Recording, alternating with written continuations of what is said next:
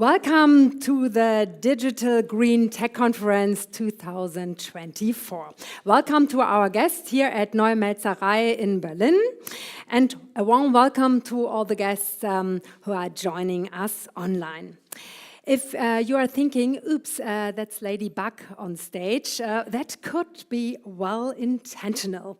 In times of crisis like that, when an elected president denies man-made climate change, even though we need to act now to save our life on this planet, I sometimes wish I had a little ladybug on my side. But I can promise you, we have something much better. Young scientists who are looking for solutions with their ideas and projects that are presented at this Digital Tech Conference here in Berlin. Let me introduce myself. My name is Julia Wissmann, not Ladybug. I've just dressed like a ladybug. And I'm a science journalist, currently hosting the podcast Science and Politics in Conversation, Wissenschaft und Politik im Gespräch, from the Research Institute for Sustainability, Helmholtz Center Potsdam. And the idea of this podcast is quite easy. Scientists are talking with politicians about the challenges of our time and discuss solution approaches. Digitalization and sustainability, the decarbonization of heavy industry and the building sector, measures to promote biodiversity, mobility, democracy, and sustainability are the main issues of this project. This conference goes even further. There is not just talk, but action.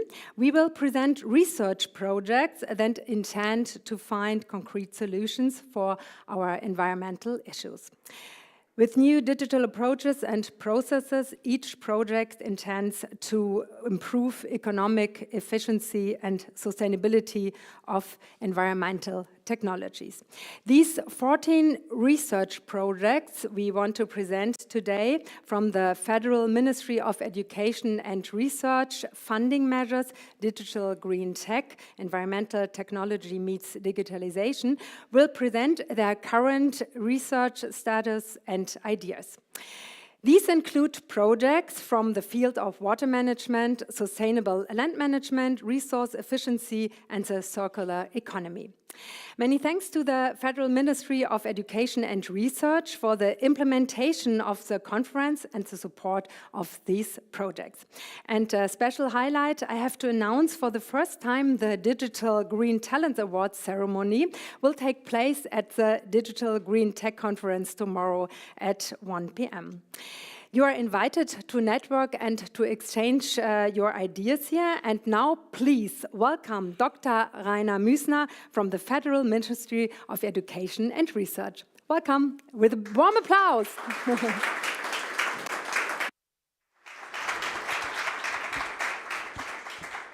Thank you very much for your nice introduction, Mrs. Ladybug, aka Mrs. Wissmann. Good morning, everybody. As you can easily see, I'm not dressed like a ladybug, but just like a boring science administrative, so don't worry about it. It's my great pleasure this morning to welcome you all on behalf of BMBF to this Green Tech Status Conference.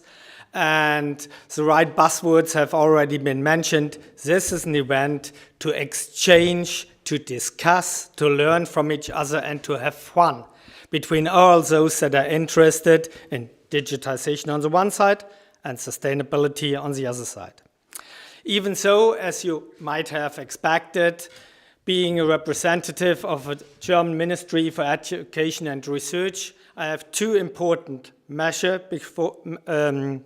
before we come to the fun part of this event I want to share with you. My name is Rainer Müssner, and I'm working in the Division for Resources, Circular Economy and Geoscience at BMBF, and our division is responsible for this funding initiative, Digital GreenTech, as well as for the talent competition that has been mentioned by Mrs. Wissmann, where we will have the award ceremonies tomorrow. But let's start with the first slide. That's not the first one that has content. So is anybody moving the slides?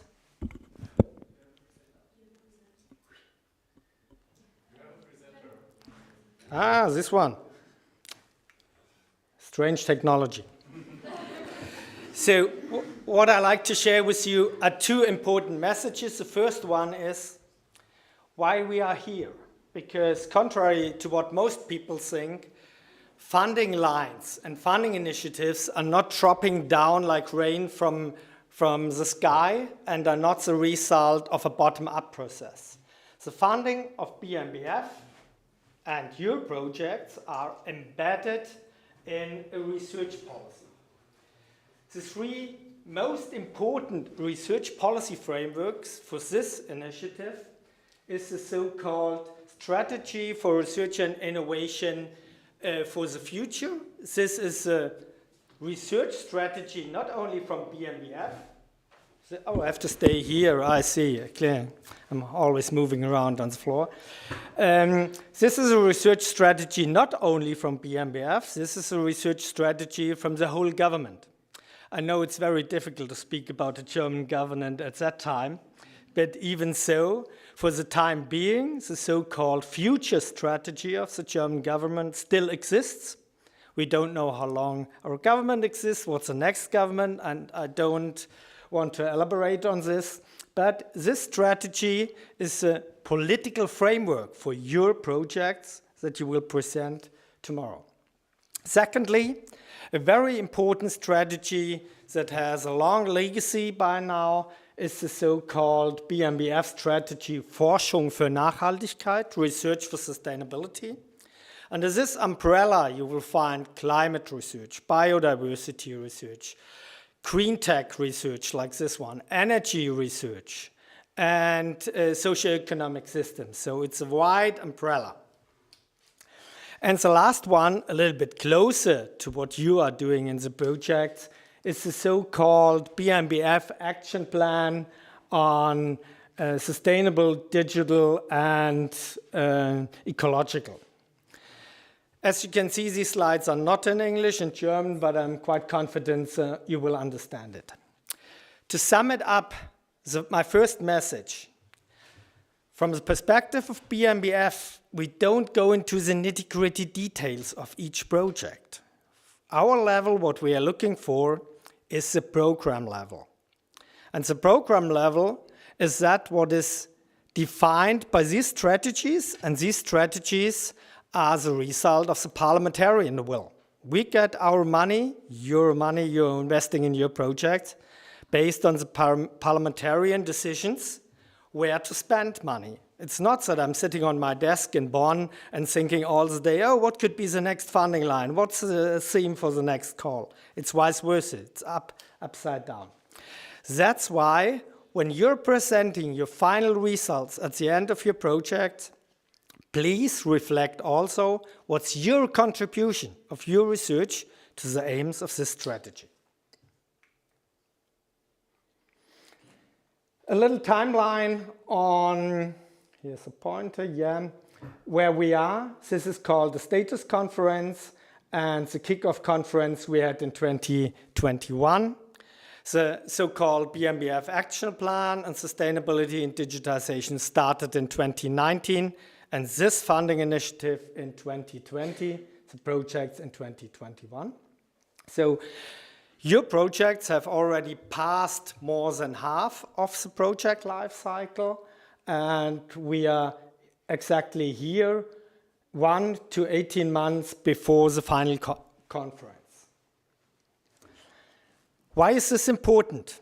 And now the second message, because BMBF has specific expectations regarding your projects and these programs. And these expectations go far beyond on teaching master students, PhDs, and maybe do a Nature publication or another publication. Our expectations regarding your projects are on the side of applied research and impact. A little sideline, if you have the pleasure to share an elevator with somebody from BMBF, may it be the minister or a state secretary, you know the famous elevator pitch. as a researcher, never tell a policymaker what you're doing. Never, never. Because he's not interested what you're doing. He's only interested in what is the impact of what you're doing. So you're not talking about, I'm defining a new software to increase the efficiency of water reuse. Your statement should be, when you're with a minister in the elevator, your statement should be, my work will will increase the efficiency of the water suppliers of Germany by 30%. That's something a politician can transfer to the voters, to the wider society. But don't tell them what you're doing. Tell them what's the impact. That's why, for the last 18 months, our expectations from BMBF to your projects is start implementing now. Of course, you can do still research, but you should focus your mind on what could be the impact of my research project. To whom do I have to talk? What are the concrete, very concrete results? Is it a device? Is it a software? Is it a new tool? And last but not least, don't underestimate the market. Keep in mind what could be the future clients of your results of your project. Who will pay finally money to use your result? It's a very important issue, and you should focus on this in the last part of this project. So, Kernfragen for our international guest means key questions. So, what can your project in digitization of sustainability do to reduce the threat to the environment, to reduce emissions, and what can your project do to make processes, industry processes in administration more efficient and more sustainable? And what has been achieved concretely in your project? Don't waste your time to make it perfect, even better. Stop making it perfect, bring it to the ground, discuss it with potential clients. So that's my main second message I'd like to convey to you this morning. I'm looking very much forward today and tomorrow morning with an exchange with you. I'm really curious what I can expect in the next hours, presentations, and of course the coffee talks. Coffee talks are always important. So I wish you all and myself, all our guests, great 2 days, today and tomorrow, and see you later. Have fun, and I give back to our ladybug. Thank you very much. Thank you for the details, and I think that's really a very good tip to tell about, not about what you're doing, but about the impact of what you are doing. And that's important because we don't have very much time to solve our problems. So we are certainly facing major challenges, global warming, the loss of biodiversity, or the finite nature of resources. Economy and society are increasingly becoming areas of tension, I know as a science journalist. The development of intelligent environmental technologies and resource-saving processes must be promoted. The decarbonization of industry or the building sector needs digitalization to succeed, but it is important that digitalization and the sustainable development are considered and implemented together. The digitalization has to be sustainable in itself. So how can artificial intelligence support this sustainable transformation? To answer this question, I am honored to introduce you to a great expert in the field of computer science and AI. She has been working intensively on artificial intelligence and information modeling for more than 15 years. Her current research interests are in the areas of AI for sustainability, sustainable AI, data modeling for the circular economy, including the digital product passport and the use of AI in the circular economy. Please welcome with me together our keynote speaker, Dr. Christiane Ploschniak from the German Research Center for Artificial Intelligence.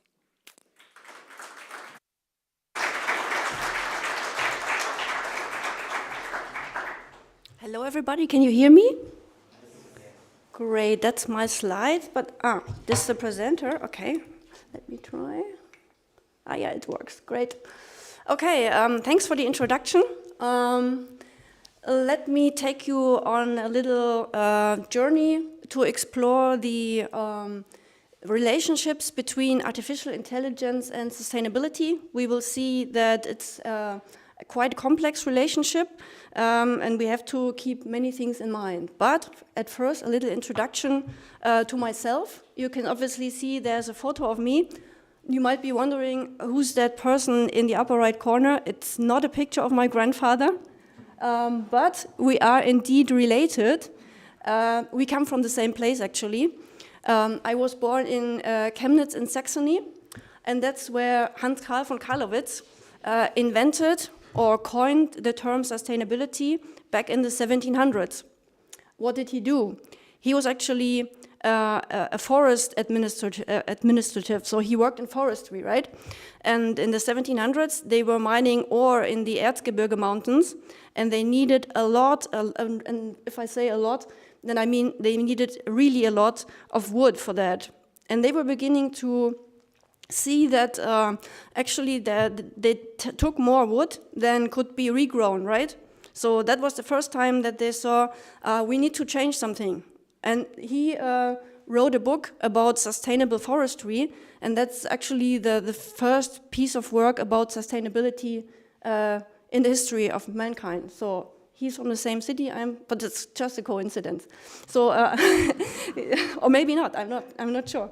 Maybe it was my destiny, right? So I was born there. I studied computer science and German at the Technical University of Chemnitz.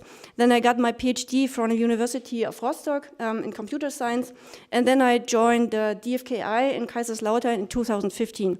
DFKI, as I will briefly explain later, is a research center that is focused on artificial intelligence, and there I'm very much concerned with sustainable production, circular economy, also the aspect of green AI, so how to make AI green, and I'm also a founding member of the DFKI ethics team, so I'm also concerned with the topic of AI and ethics. So to DFKI, that is the world's largest non-commercial AI research institute. If you didn't know, we have something like that in Germany. So actually there's of course bigger research institutes, but they are corporate, right? So we have the biggest one here that's non-corporate in Germany. And as you can see, we are spread out around different locations in Germany. I come from this side here, Kaiserslautern, which is very much in the southwest of Germany. Yeah, and we have several different more, yeah. What we also have there at DFKI is a competence center for environment and sustainability. So I'm not the only person working on topics like that in DFKI. There's actually even a few more colleagues from DFKI here. Could you raise a hand, everyone from DFKI? So you can see we have a few colleagues here that are also working on similar topics, and people that are interested in the intersection of AI and sustainability, they can join forces in this competence center, DFKI for Planet, where we organize exchange among the researchers, but we also talk to the broader public, right? So we write publications, we give talks, we organize exchange in many different ways, and that's pretty much a meeting space for us, but also for more people, and it's going quite well, yeah. So let's first define the key concepts that we're going to use. Maybe I'm boring you, but I like to have them a little bit clear. So you probably all know what is artificial intelligence. in a way, but it's important to define it. Although at DFKI we don't have a uniform definition. That's interesting, but everyone likes to have their own definition. The one I like most is the one from Anna Jobin from 2019, and she said, it's the theory and development of computer systems able to perform tasks that normally require human intelligence. So that kind of keeps out this intelligence thing or intelligent machine thing a little bit. It just has to look intelligent, right? It doesn't have to be intelligent. It just has to do things that look intelligent because usually people do them and then they need intelligence for that. So that's my definition for this talk. And then sustainability, what is that? It's a principle of action for the use of resources in which a lasting satisfaction of needs is to be ensured by preserving the natural regenerative capacity of the systems involved. So what we have here is we only take so many resources to make it last, right? So that we can somehow pursue this further, that we don't run out of resources because we can regenerate. So you probably all know this three-pillar model. We're familiar with that. So we could say sustainability involves society, the economy, and nature, right? And all of these need to be in a sustainable state yeah, that's better, thanks. Need to be in a sustainable state to make things work, right? Then after that was developed the priority model that says there's no economy without a functioning society, and this one in terms needs a sustainable nature as well. And then comes my favorite model that was, I think it's about 10, 15 years old. That's the donut model. Who of you has seen the donut? Okay, there's a few. So actually the donut says that we have something like a social foundation, right? And we have an ecological ceiling to our economy. Keep this in mind. We have an ecological ceiling. If we use too many resources, we get problems with ecology.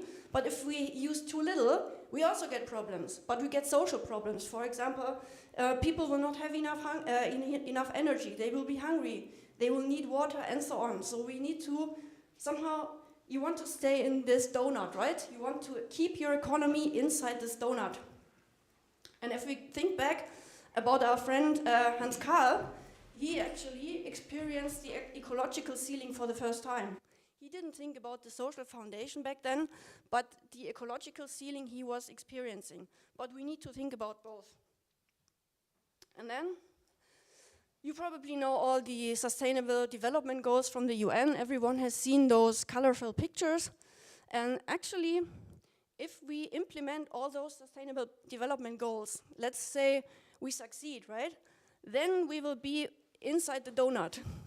So they made the Sustainable Development Goals to be inside the donut. So it's kind of a breakdown of this donut thing into concrete goals. So now to the question of the relationship between artificial intelligence and the Sustainable Development Goals. Is artificial intelligence good for the Sustainable Development Goals, or is it not good? To be honest with you, it's not so easy. You can see here on the left the positive impacts on the Sustainable Development Goals. And here you can see that some goals will benefit from artificial intelligence, right? So for example, the goal no poverty can be reached using artificial intelligence if we do it cleverly. Also for quality education and stuff like life below water, life on land, and so on. But, of course, artificial intelligence consumes resources as well. So here we have the negative side. If we don't implement this carefully, we can make things even worse, right? So the goal no poverty, which is interestingly also on the positive side, can be negatively impacted if we're not careful. Also quality education and stuff like that. Also reduced inequalities. If people have access to AI in rich countries and people in poor countries don't, we will have more inequalities in the end, which we don't want, obviously. So there's two perspectives on AI and sustainability. One is, how can we use AI to bring sustainability forward?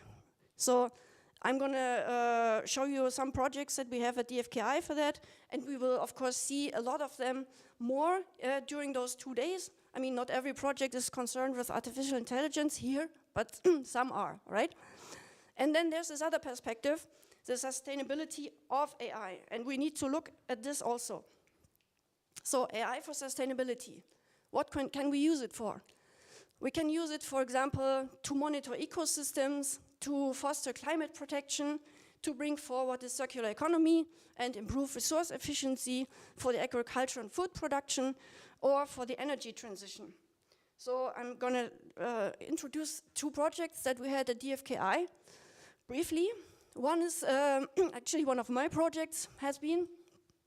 It's not running anymore, but what we did here is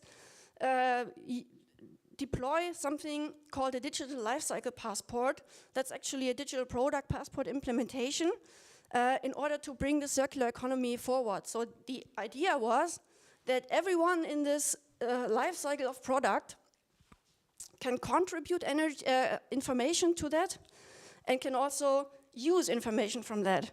And with that, we can improve, for example, the product design, because the product designer will know what is sustainable and what's not sustainable.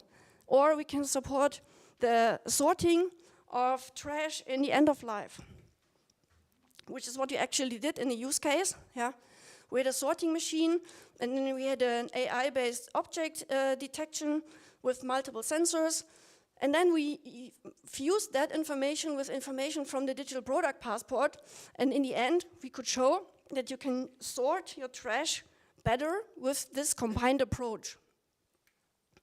What we also had in the monitoring field is to detect pollution in rivers and ocean, right?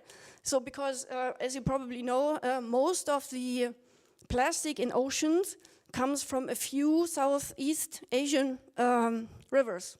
So there's a lot of need to act upon that. And what we did here was take footage from that and detect where is the trash. You can see that here, the gray boxes, and also what kinds of trash we have here. So now the next perspective, the sustainability of AI. You probably all know that AI in the last years has become a lot more mainstream than before, right? We have all those deep learning models. We have image generation, we have chatbots, for example, ChatGPT. We have the recommender systems that we use every day, but all of this consumes energy. We can assume that training the GPT-4 consumed as much energy as 30,000 German households in a year. Let that sink in, that's a little town, right? It's only for one model.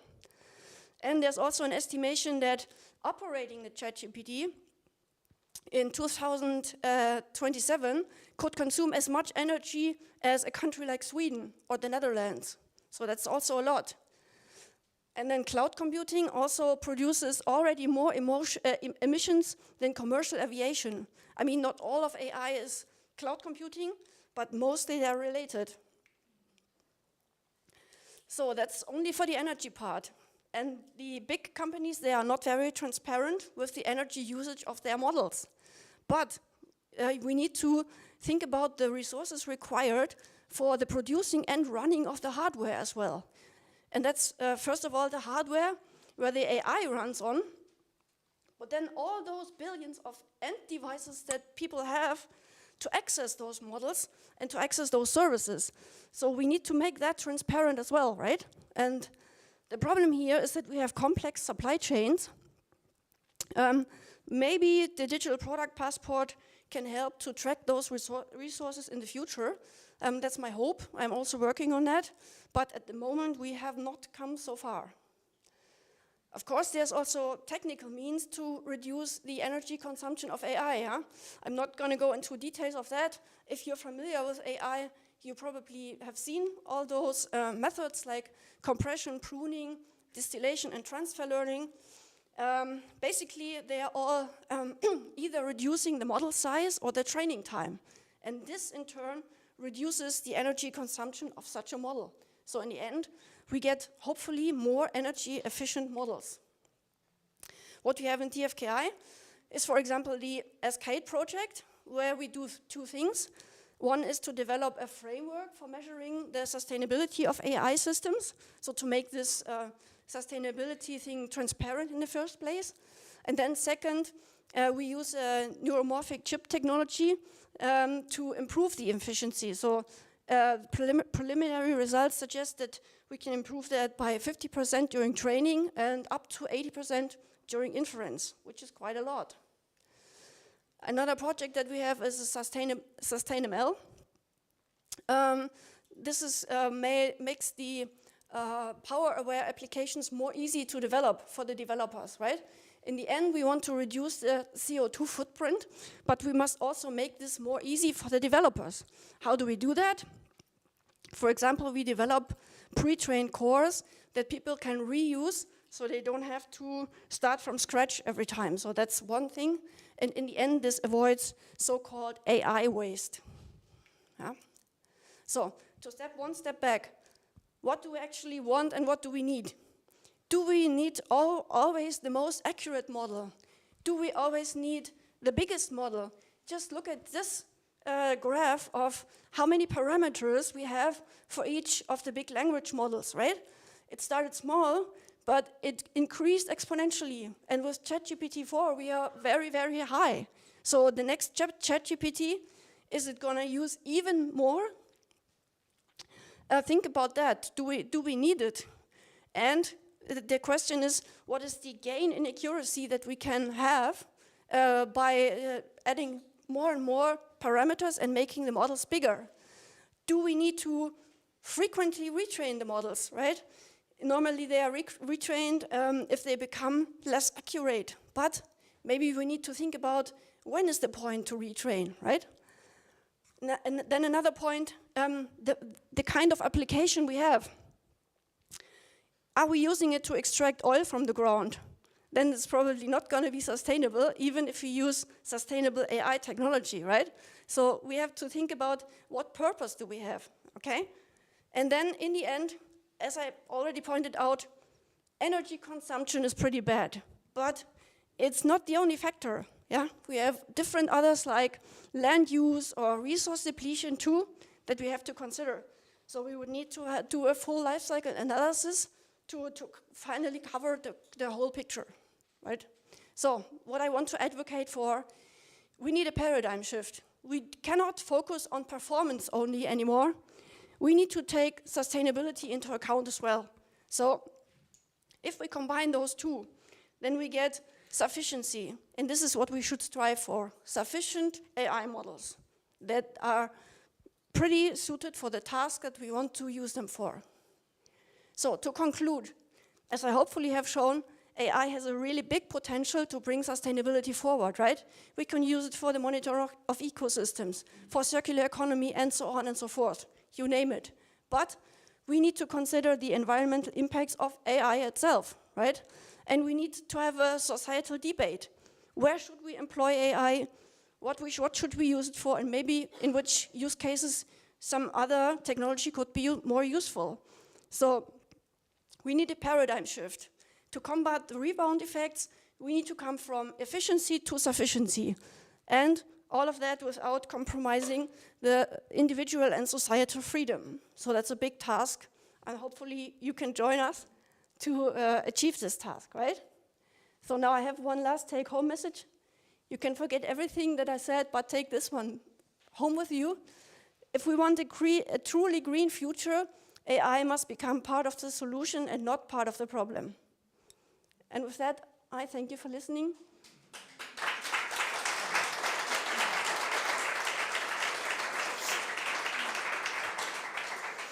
And I'm happy to answer questions, of course. Yes, thank you very much. That was really a great, brief introduction to AI and the challenges and the problems and the chances.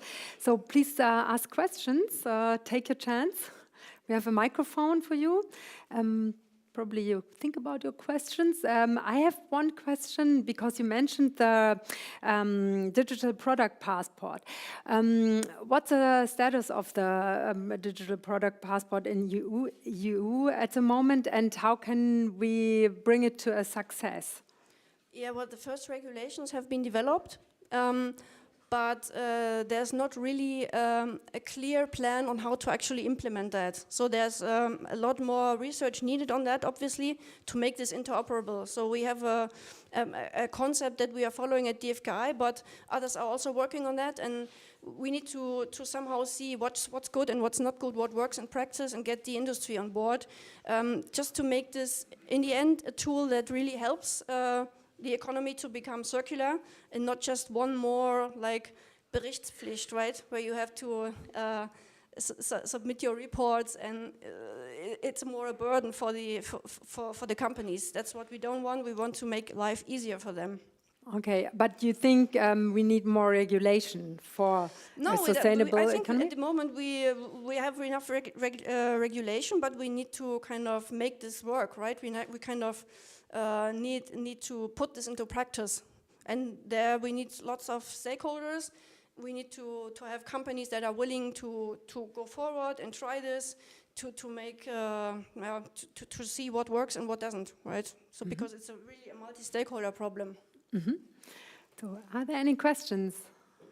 Yes, please. Here's a microphone. Oh, there. The microphone is coming. Thank you so much for your inspiring talk. I especially like your idea of a sufficient AI model. Can you a bit elaborate more on how to achieve this ambitious goal? Because at the moment it's going exactly in the opposite direction. New power plants are being erected, coal-based, nuclear-based, whatsoever, you name it. What is the first step in order to be more sufficient? The first step, I would say, in order to... thanks for the question, of course, that's really a good question. The first step, if you ask me, would be to make the resource consumption transparent, right? Because at the moment we have lots of problems to really... that's what I said. We have estimates, how much energy was consumed and how many parameters it has, but we don't really know because the big companies, they don't disclose. So I would say, the things we have in hand, right? So the models we develop, we should try to make this as transparent as possible. I mean, there are libraries that you can use to make the energy consumption transparent and everything. But as I said, then it's only energy. And then you don't have all the other resources that are being consumed as well. So we need to track the supply chains and stuff like that. So to give people really a number. If you're using this AI service, it consumes this and that. So they can choose, right? They can make a decision. But first of all, we need transparency. More and knowledge, transparency and knowledge about it. Sure, yeah. Are there more questions? No? Then I have one last question. As my superhero is a little bit ladybug, yours is Hans Karlowitz. Yes. If he would be here, which question or would you ask him? I think I would actually ask him what he thinks about the societal dimension, because obviously he didn't see that. He didn't have the need, but even back then they had these the ethical questions of who works in the mines and so on. So that's things that we, from today's perspective, that is normal for us to think about. But I would like to ask him if he also had this in mind, or if sustainability for him was, in the end, motivated by economy. Because that's what they needed, the wood, right? So they had to somehow do something about this resource usage, but it wasn't the case that they wanted to keep the forest nice and clean and green. That was, or maybe it was, but he didn't write it down. But that would be an interesting question. So a conversation between the two of you would be really interesting in the nowadays. Yeah, we ask AI. Yeah, probably maybe it's we can possible build an AI, yeah. Hans Karl. Yes. So thank you very much for your inspiring answers and inspiring talk. Dr. Christine Plotznik will be with us tomorrow also, and so there's opportunity to network and to ask and to think together and to discuss. Thank you very much. So now we come to our first session on digital approaches for monitoring and surveillance in environmental technology. So please welcome Saskia Ziemann from the project management agency Karlsruhe with a big applause. I would like to introduce you. You studied environmental sciences at University of Karlsruhe, now Karlsruhe Institute of Technology. Your research fields comprise issues of sustainability assessments, critical raw materials for key technologies with a focus on electrochemical storage systems, material flow analysis, and life cycle assessments. The topic of your doctorate is very interesting, therefore I mentioned it, at the Technical University Darmstadt, was the investigation and evaluation of raw material availability for electromobility. And since 2016, you are working for the project management agency Karlsruhe, where you manage the BMBF research-focused plastic in the environment, where we met before. And now you are part of the Digital GreenTech team. So welcome, and the stage is yours.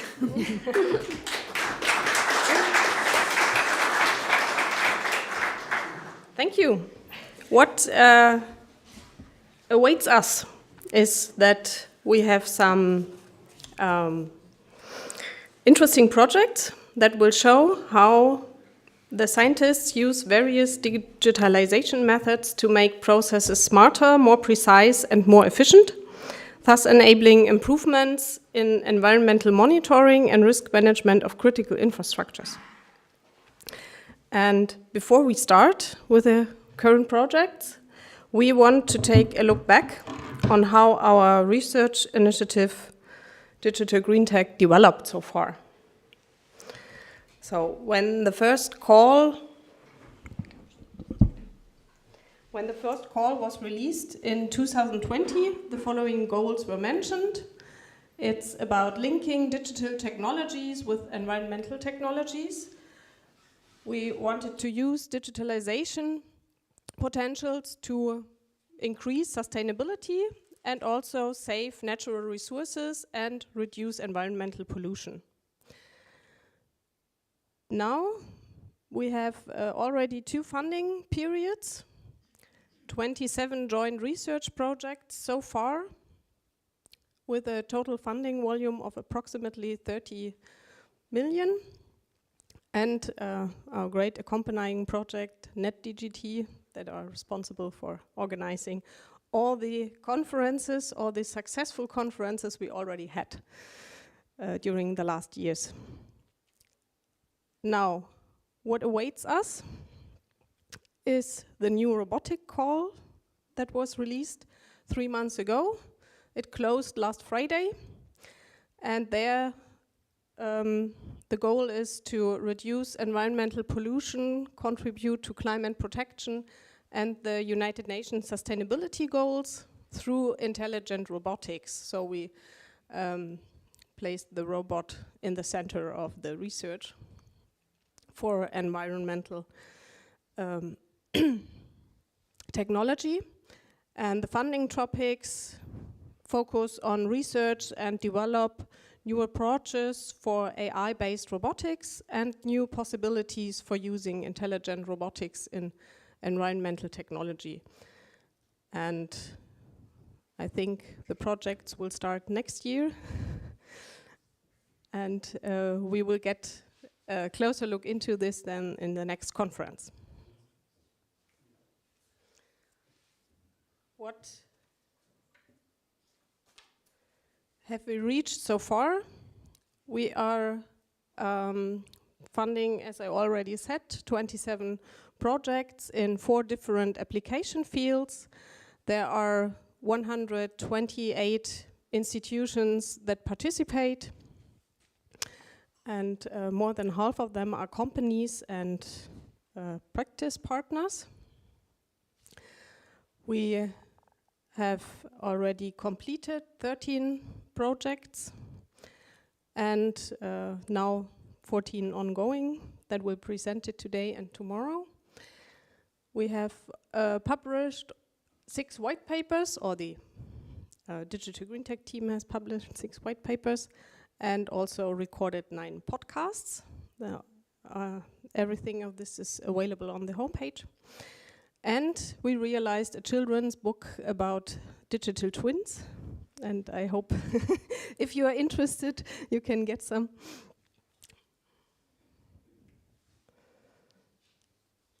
In the first call, we already had 3 projects that were dealing with environmental monitoring. And in the second call, we have 5.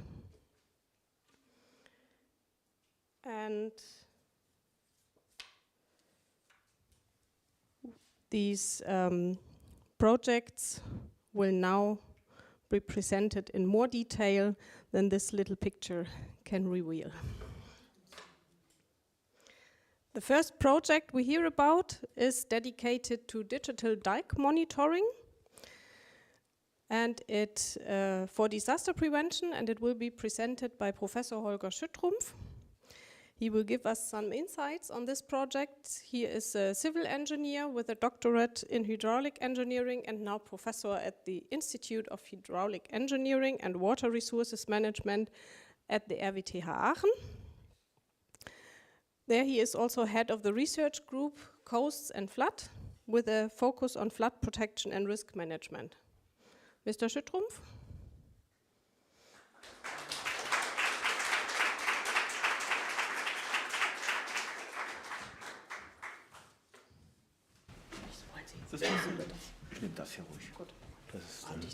Dann bleibe ich hier zumindest stehen. Okay, thank you very much for your kind introduction, Ms. Seemann. And it's my pleasure to present here our joint project Digitaler Deichläufer, or dike monitoring.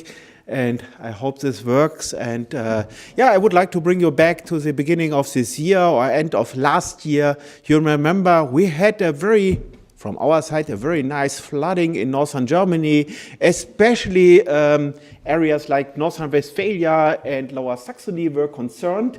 And maybe you followed the news, there was a topic on the weak dikes, because we had a problem with dikes, and dikes are important for our safety. And if we think about our safety, what we should avoid is breaching of dikes, river dikes, sea dikes, or whatever. So dikes are very important to protect ourselves. The problem is we have no possibility to check what is inside the dike. And what we need is we need to speak to the dikes. We need a kind of possibility to communicate with dikes. And that is not possible so far. So if I go back to the present way of dike monitoring, it's more like you have a person. The person goes along a dike stretch, and some dike stretches have a length of 10 kilometer, 20 kilometer, even more, which means this person has no possibility to be at all points at the same time, and the person has no possibility to check what is inside the dike.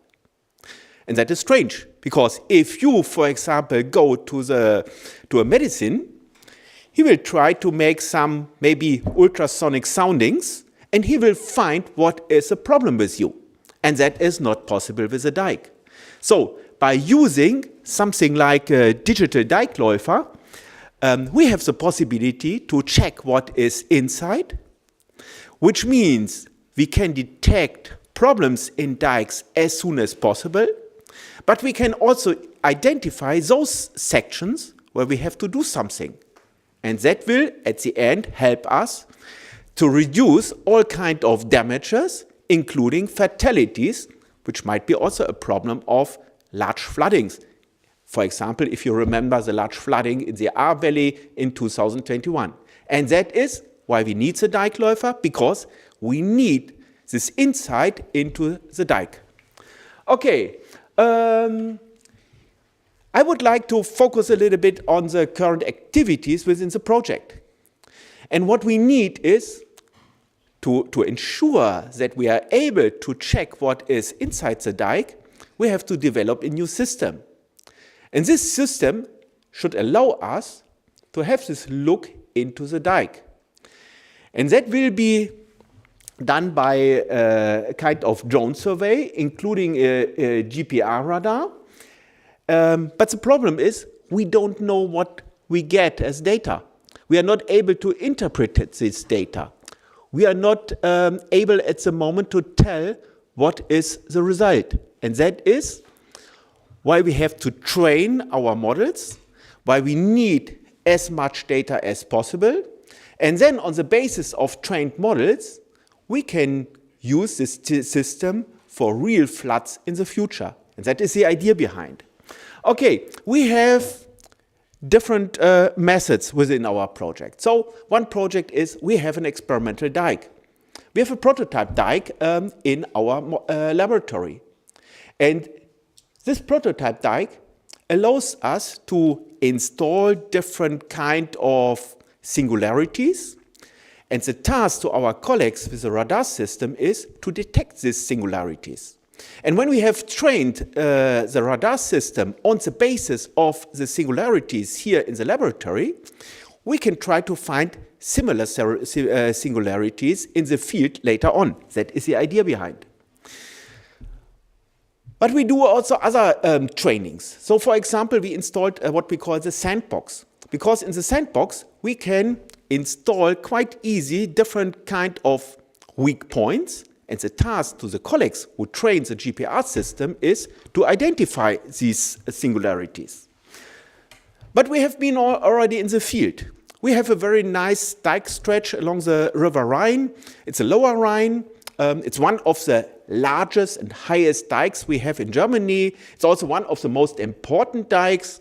And we have the possibility, or we had the possibility, together with our partners from practice, to check this dike and to get more data also related to training of our models. So just a short summary of what we have done so far. So we collected many data, both in laboratory and in the field.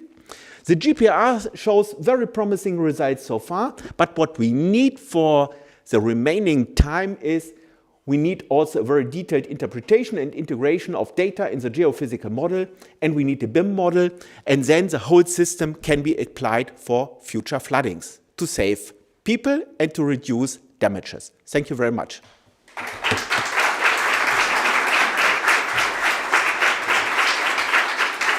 Thank you, Professor Schüttrumpf. We will start with the next, and then we have a common discussion at the end of the session. Now, Dr. Gabriele Packhoff will give us some insights into the DIVA project that focuses on digital, networked and interactive water quality monitoring. Mrs. Packhoff has a background in biology and a doctorate in limnology.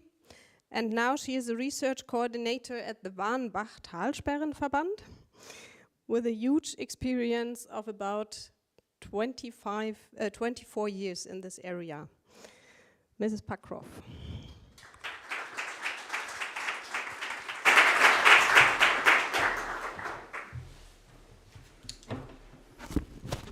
Thank you very much for the nice introduction.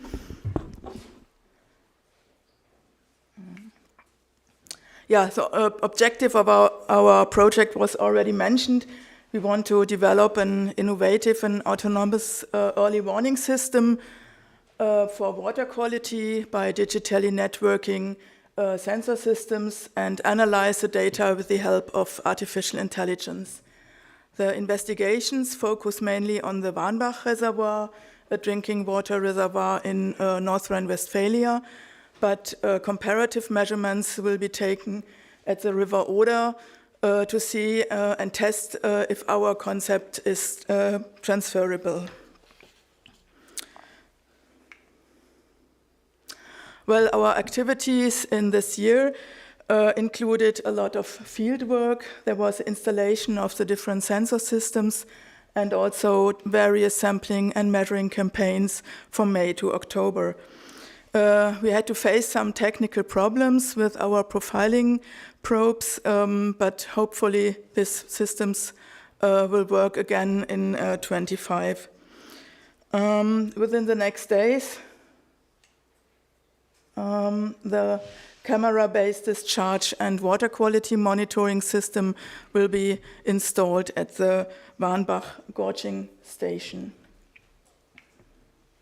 Well, here I want to show you two examples of data sets and results from our sensor systems in the Warnbach reservoir.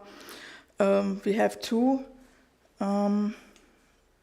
ADCPs that are acoustic Doppler current profilers installed at the reservoir, and you see here at the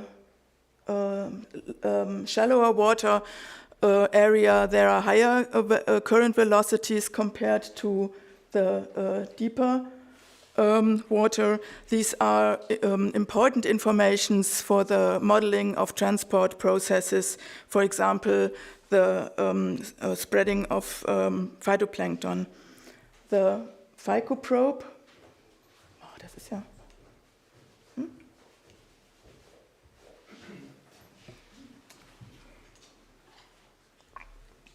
The phycoprobe, an algae sensor, delivers high-resolution data of the phytoplankton in the reservoir.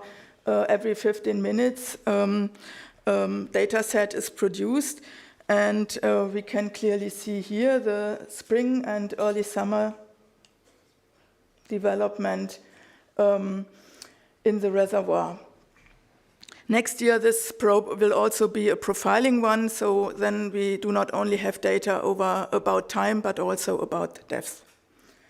Here we have for the automatic detection of Prymnesium parvum, the toxic algae that caused the fish kill in the river Oder was successfully implemented also in an algae sensor system. You see here the fingerprint that consists of a matrix of the excitation wavelengths and the intensity of the fluorescence of the different algae groups. And there were long-term measurements done at a water quality station, at a monitoring station at the River Oder, and there was no Prymnesium parvum detected, but this was in accordance with microscopic countings, but comparative measurements at other locations showed that the system works because Prymnesium parvum was detected and also in accordance with classical microscopic countings. The so-called Coliminder is a device, an online device for raw water monitoring at the reservoir. It detects the alkaline phosphatase as a measure for general bacterial activity. This runs since June this year at the Warnbach reservoir, and next year we plan to test it with specific enzyme activity to detect E. coli or enterococci as indicators for fecal contamination.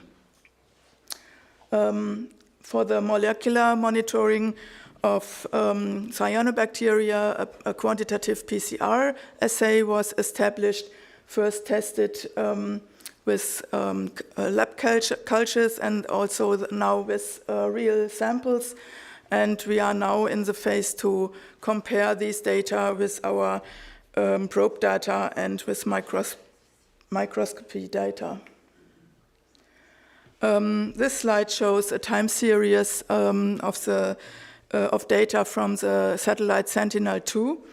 The data were processed to calculate water quality parameters like turbidity or chlorophyll A as a sum parameter for phytoplankton.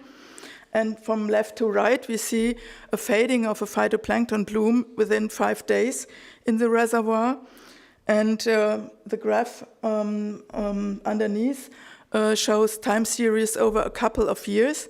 And you see the blue marks belong to the higher values belong to the eutrophic pre-reservoir, and the red marks belong to the main reservoir, which is oligotrophic and therefore shows only lower values. Continuously, the data from the satellite are processed and compared with in situ and lab measurements. A database was set up for the project. The SQL database collects all the data from measuring devices, but also laboratory analysis and historical data. Some of the data processes are already done online and fully automatically. Some still have to be collected manually, but we are hoping to improve this. A dashboard was also created where some of the measuring devices can already be mapped, and soon this will be available to our project partners. And last but not least, a few words to the data analysis and forecast.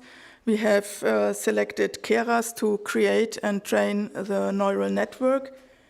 And we see here an example for a first test run with a data set from the Warnbach, the inflow to the reservoir.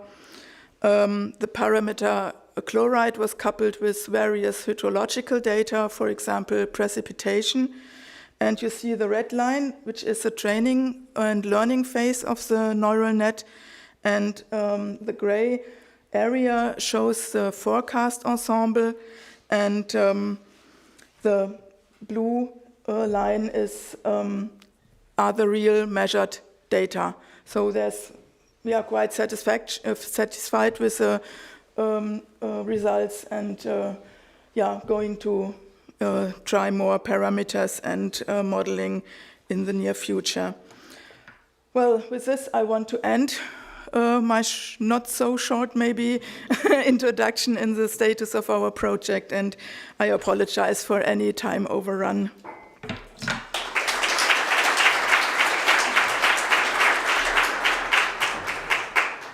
Thank you. Now we turn to a topic important to everyone traveling by train, for example. I think most of you did this to come here to Berlin, since it deals with the risk management of, for example, critical infrastructures. The project IMON 5.0 focuses on monitoring gravitational mass movements and will be presented by Professor Daniel Cerwonka-Schröder. He studied surveying and geoinformatics in Mainz, completed his master thesis at DMT and his doctorate in Freiberg. Now he is a professor at Bochum University of Applied Sciences. Mr. Cerwonka-Schröder, we are curious to hear more from you.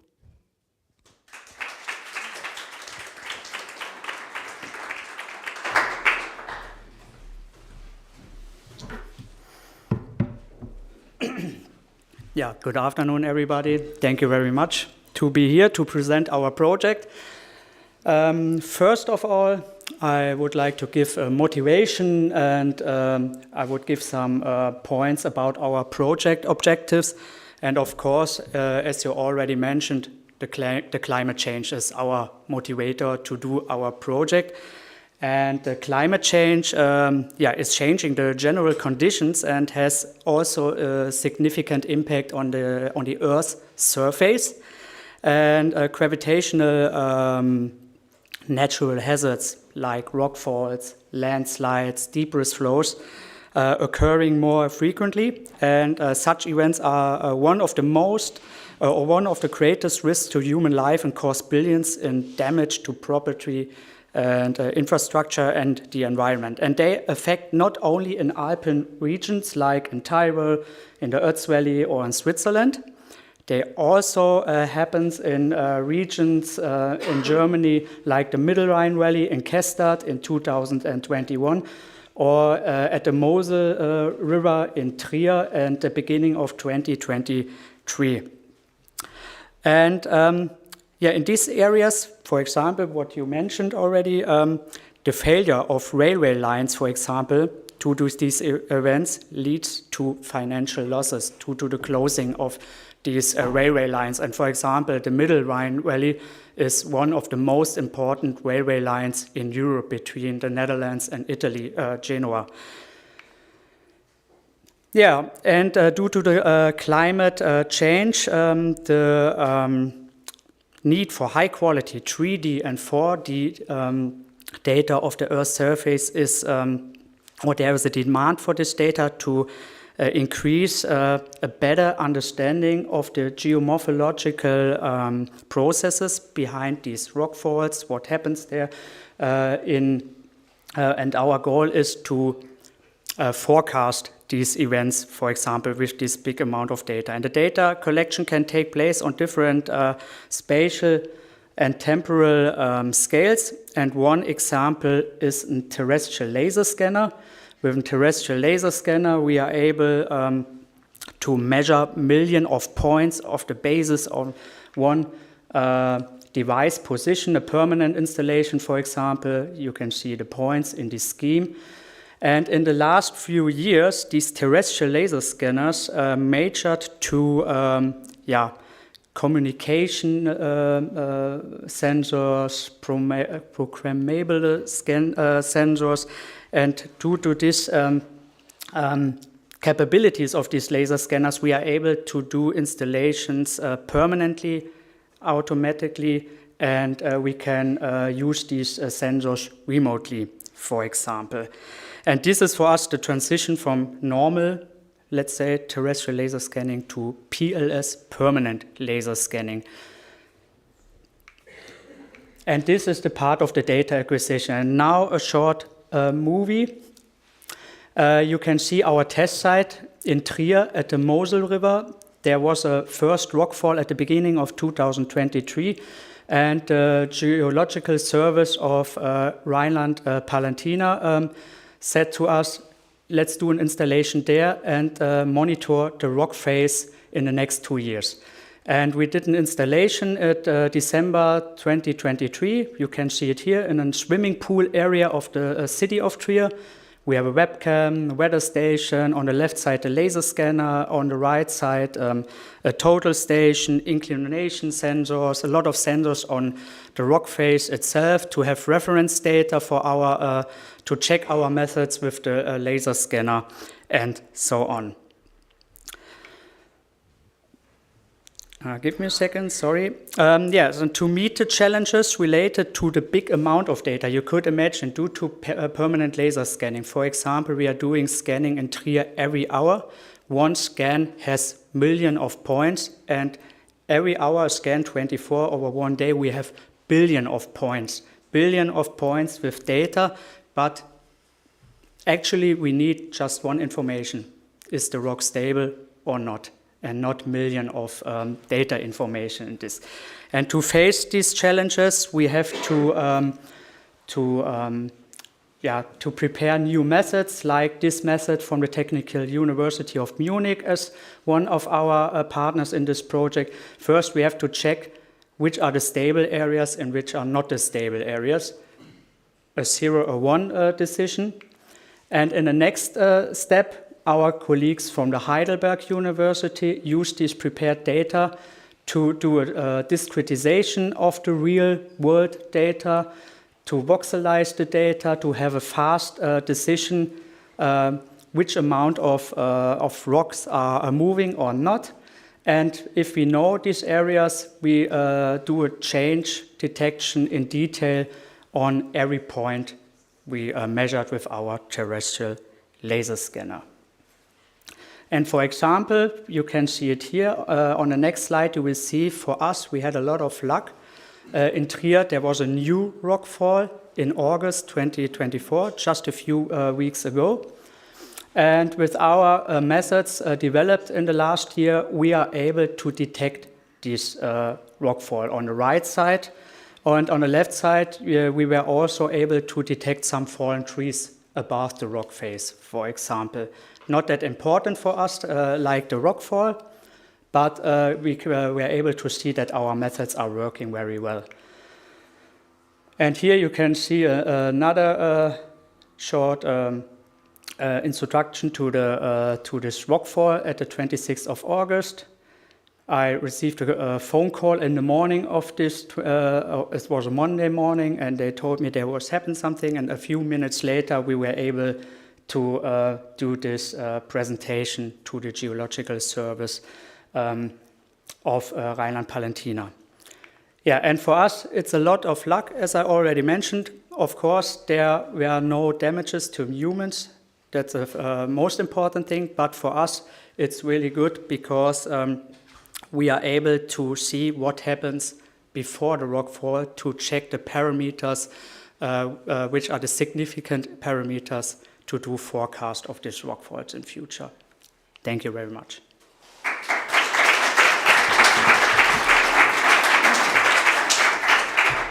Thank you. Now, let's move from mountains to trees and take a closer look at the Tremon project, the first experience and results in acoustic tree monitoring. The person behind this project, and I think with kind of a great enthusiasm for trees, is Mrs. Antje Wilhelms. She is Managing Director at the IFU Private Institute for Environmental Analysis and has a background in business informatics as well as many years of experience in project management. Mrs. Wilhelms, the floor is yours.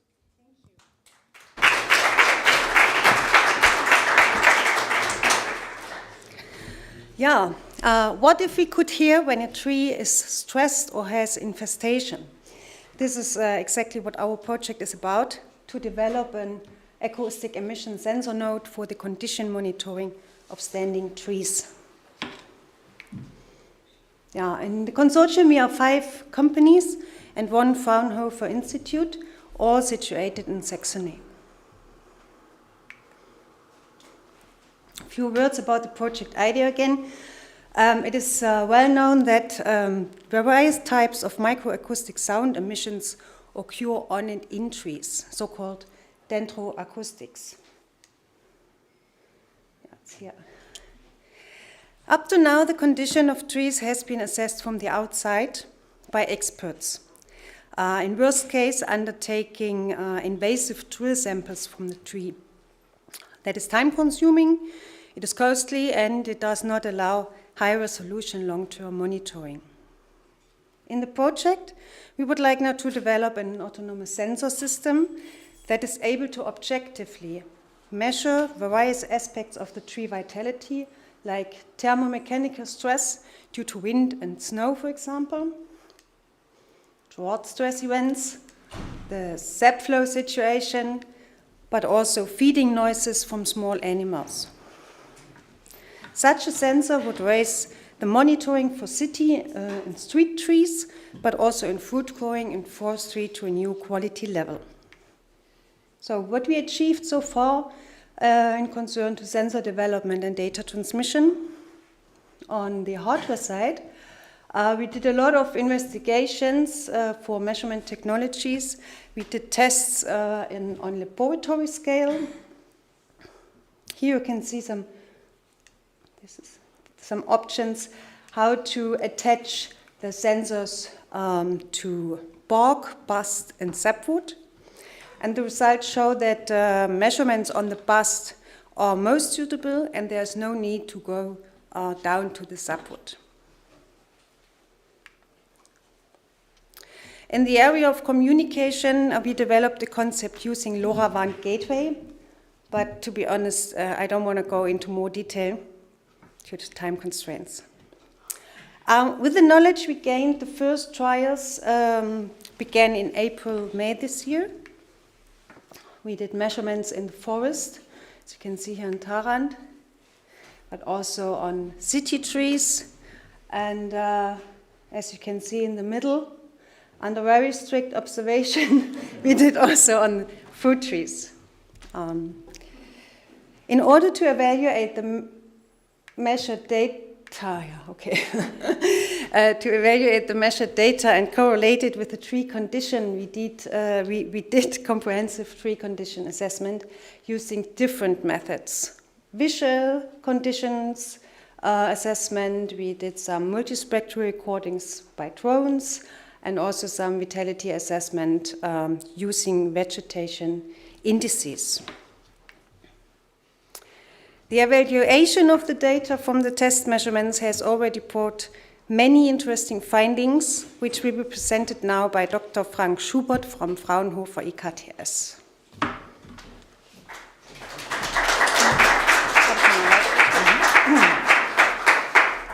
Yeah, Hello, everybody. I would like to present some very interesting results of some of our test measurements. So first of all, here on the left top side, you can see a typical attachment of one of our piezoelectric microphones at the trunk of a tree. And you can see several results of our measurements. On the right here, we have a typical acoustic emission time signal of very fine and high frequency fiber cracks, so-called crackers, before a macroscopic branch break on a fruit tree was detected. And this is very typical and can be used as an early warning detector for these damages. This principle, by the way, is very similar to what we are doing in infrastructure monitoring in civil engineering structures, for example. You heard about the collapse of the bridge in Dresden, the Carola Bridge, and the remaining parts of the bridge are currently equipped with a similar acoustic emission system to prevent a further damage. Unfortunately, the collapse part was never equipped with such a system. Here on the bottom left, we have a drying experiment. You can see the number of acoustic emission events over time. And the starting point was a wet and a dry trunk of a fir tree. And here we can see a very typical, it's no longer working here, unfortunately, so I have to do it manually, I guess. Okay, here again. We have a very characteristic increase of the number of acoustic emission events during the phase of drought stress events. Then we have a maximum with the following decline of the number of acoustic emission events. And this is the phase of micro and macro cracking. And at the end, if we only have very large micro cracks, the acoustic emission activity goes down to nearly zero. And finally, we have an interesting measurement we performed in the field. It's a bark beetle measurements on different pine trees. Here again, we have the number of acoustic emission events over time, and we can see that at least for the more infected pine tree, we have a significant increase of the number of events. So if we listen to the spectrogram, unfortunately I cannot show it today now, but we can listen to the feeding noise of the bark beetles. That is very impressive. And for the other pine trees, which show a lower infection and no infection, the number of acoustic emission events is significantly smaller. So that was a very interesting result from the field. So to summarize our results after the first project year, so most of our test measurements in the lab and also in the field are successfully finished. At the moment, we were able to prove 3 of 4 relevant microacoustic effects coming directly from the tree. That is fiber breaks, feeding noises, and drought stress. The sap flow is still under consideration. We identified the typical frequency ranges of the measurements. This is relevant for the development of the sensor node in the following year. We additionally did optical multispectral measurements with flying drones and also tree condition assessments by human experts. And we need this in order to correlate the acoustic measurement data with with the results of these investigations. And this will serve the basis to create first training data sets for our evaluation, which will be based on machine learning. Thank you very much. If you're interested in more details, you're invited to come to our poster and discuss more aspects. Thank you very much.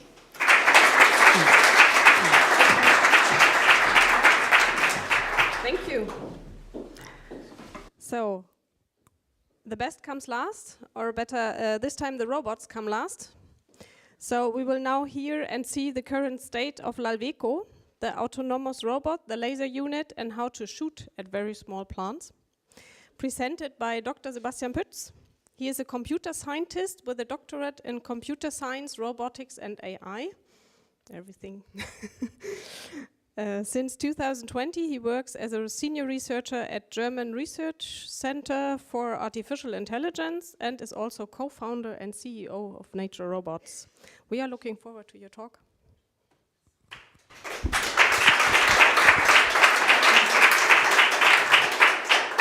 Yeah, thank you very much to be here. My name is Sebastian Pütz from the German Research Center, as you all know. I'm talking about LALWECO, long-term autonomous laser weed control. So we are shooting a bit like in Star Wars to small plants with lasers. And it's a consortium of 3 parties, like the DFKI in Lower Saxony and the Plant-Based Robot Control Group, led by former Joachim Herzberg, and now it's Martin Atzmüller.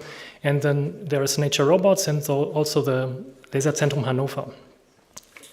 And in the project we have mainly these working packages, so you see different types and challenges we had to master. For example, the work package 1 is laser unit, so the LZH builds a laser unit. And then we have the work package 2, for example, where we really need to acquire a lot of data and also create synthetic data, so fake data you can imagine.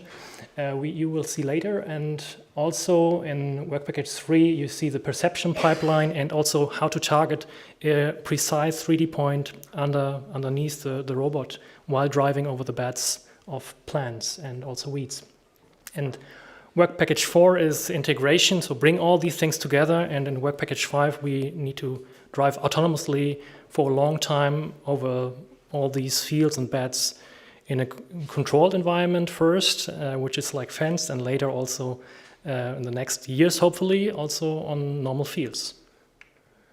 Let's deep dive into these work packages a bit more. So we planned the robot and also together with the laser unit integrated first. So in the project we just planned with 1 unit, but later we can also have multiple units next to each other to have a more track width of the robot, so that we have more wider robots and can process more area of a field, for example. And we actually did that then after a year. So we implemented the robot and also the laser weeding module itself. And the laser module is integrated, and you can imagine like why it's important, why shooting at plants, because 1/4 of the global CO2 emissions is generated in the food and farming sector. And really by using laser weedings or no-till farming, it's about that we can save 2 tons per year per hectare. That's huge, that's massive, and that's why we are also doing this project. And you always hear comments like, okay, laser weeding, isn't that consuming a lot of energy? No, it's not. And here are the numbers. So at the end, we are consuming about 1.1 kilowatts.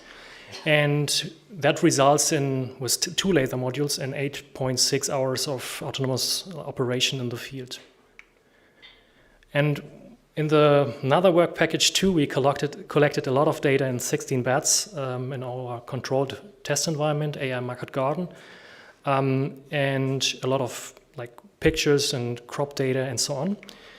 And these data or these images look like that. So we took photos with the robot and manually of weeds and crops, and you can see what we really need to target with the laser is a point of vegetation, like where the leaves come out.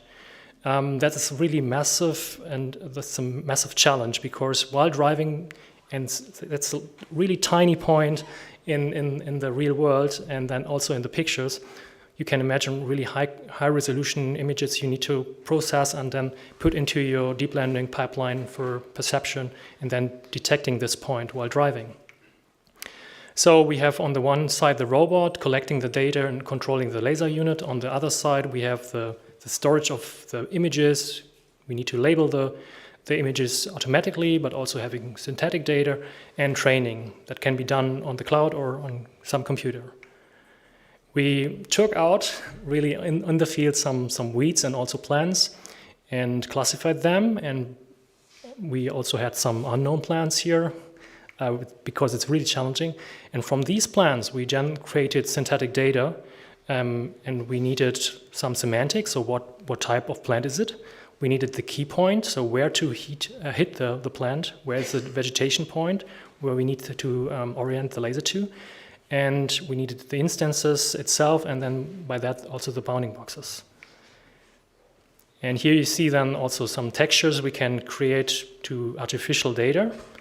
And also later we can have some data where we just create random sizzles, for example, like here. And this data is then used because we know every pixel on the image belongs to a certain plant or not, and where the center of vegetation is. And these images are not real images, they are synthetic, so they are not real. And by that we trained our module.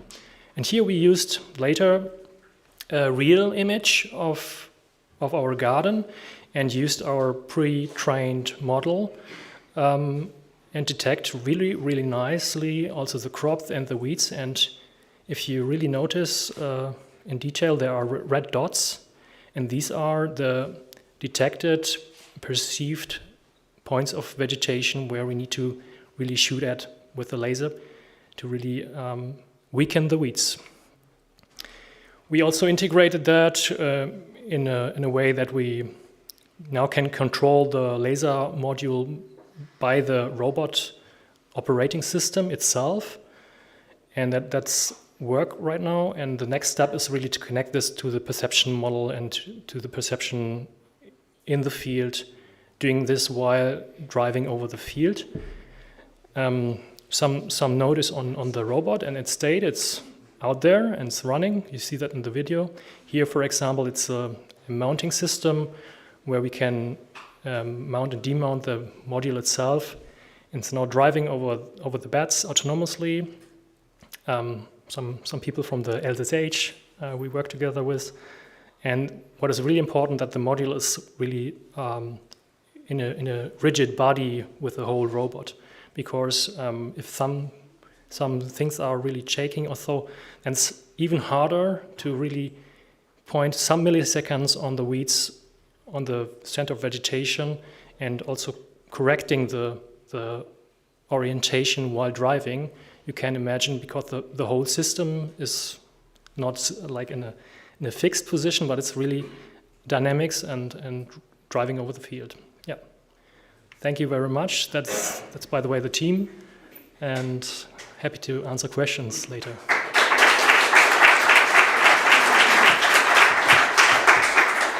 Yeah, thank you. You can stay here, and I want to call the other speakers of this session back to stage for a joint discussion. The two of you? Okay.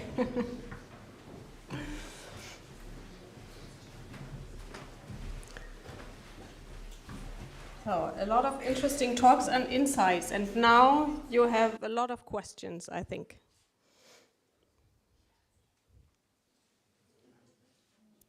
Yeah, mutige vor.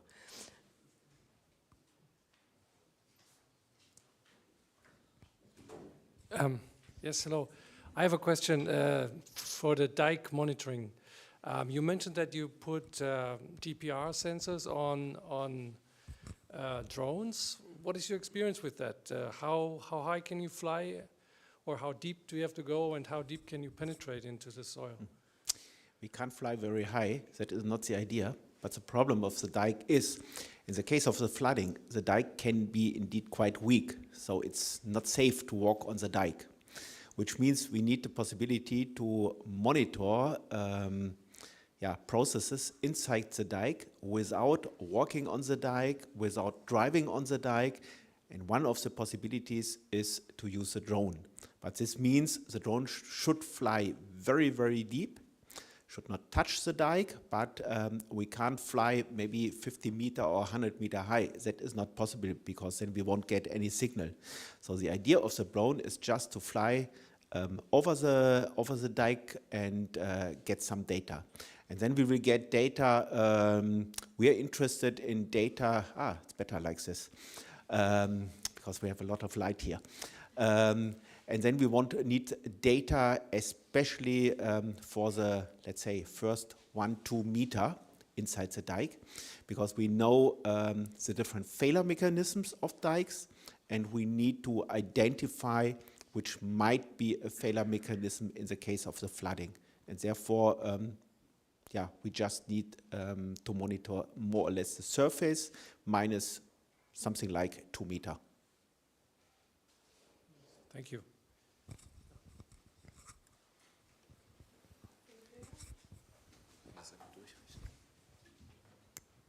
Hello, my name is Caroline Lange from KIT, and I have a question for the Almond team. I was wondering if you already have some experience, how early can you detect the rockfall? So how much time do we have to act until the rock really falls down? Thank you. Yeah, thank you for your question. This is the big question, and this is the question we have to answer in the last year of our project, because this is the luck we have now with the rockfall happened, and we have all the data in front of the rockfall, and now we will have a look on it, how, which time we have to do an alarm, for example, but up to now, I'm not able to give you a good answer to the question. Okay, still in progress.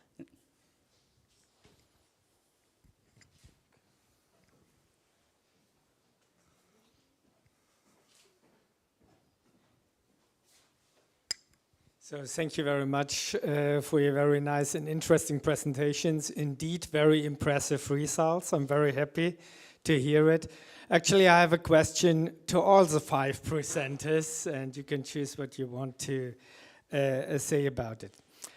When we talk about environmental monitoring or geomorphological hazard monitoring, quite often the responsibility to do the monitoring is not in the hand of the federal states, it's the authorities of the Bundesländer in many cases. And once or twice I had the pleasure to talk to the colleagues and ask them, why don't you use the new developed technologies, the options that AI and digital technologies offer you? And normally I get 3 answers. The first answer is, oh, that's very nice what your researchers developed, but it's too cost expensive compared to the standard. Second answer is, I get, oh, that's not the standard that I'm obliged to do my monitoring, environmental monitoring. It's not defined in the technical specificalities I have to follow. The third argument I get quite often, oh, that's very nice with this laser thing, but I don't have the people with the capacities to work with it.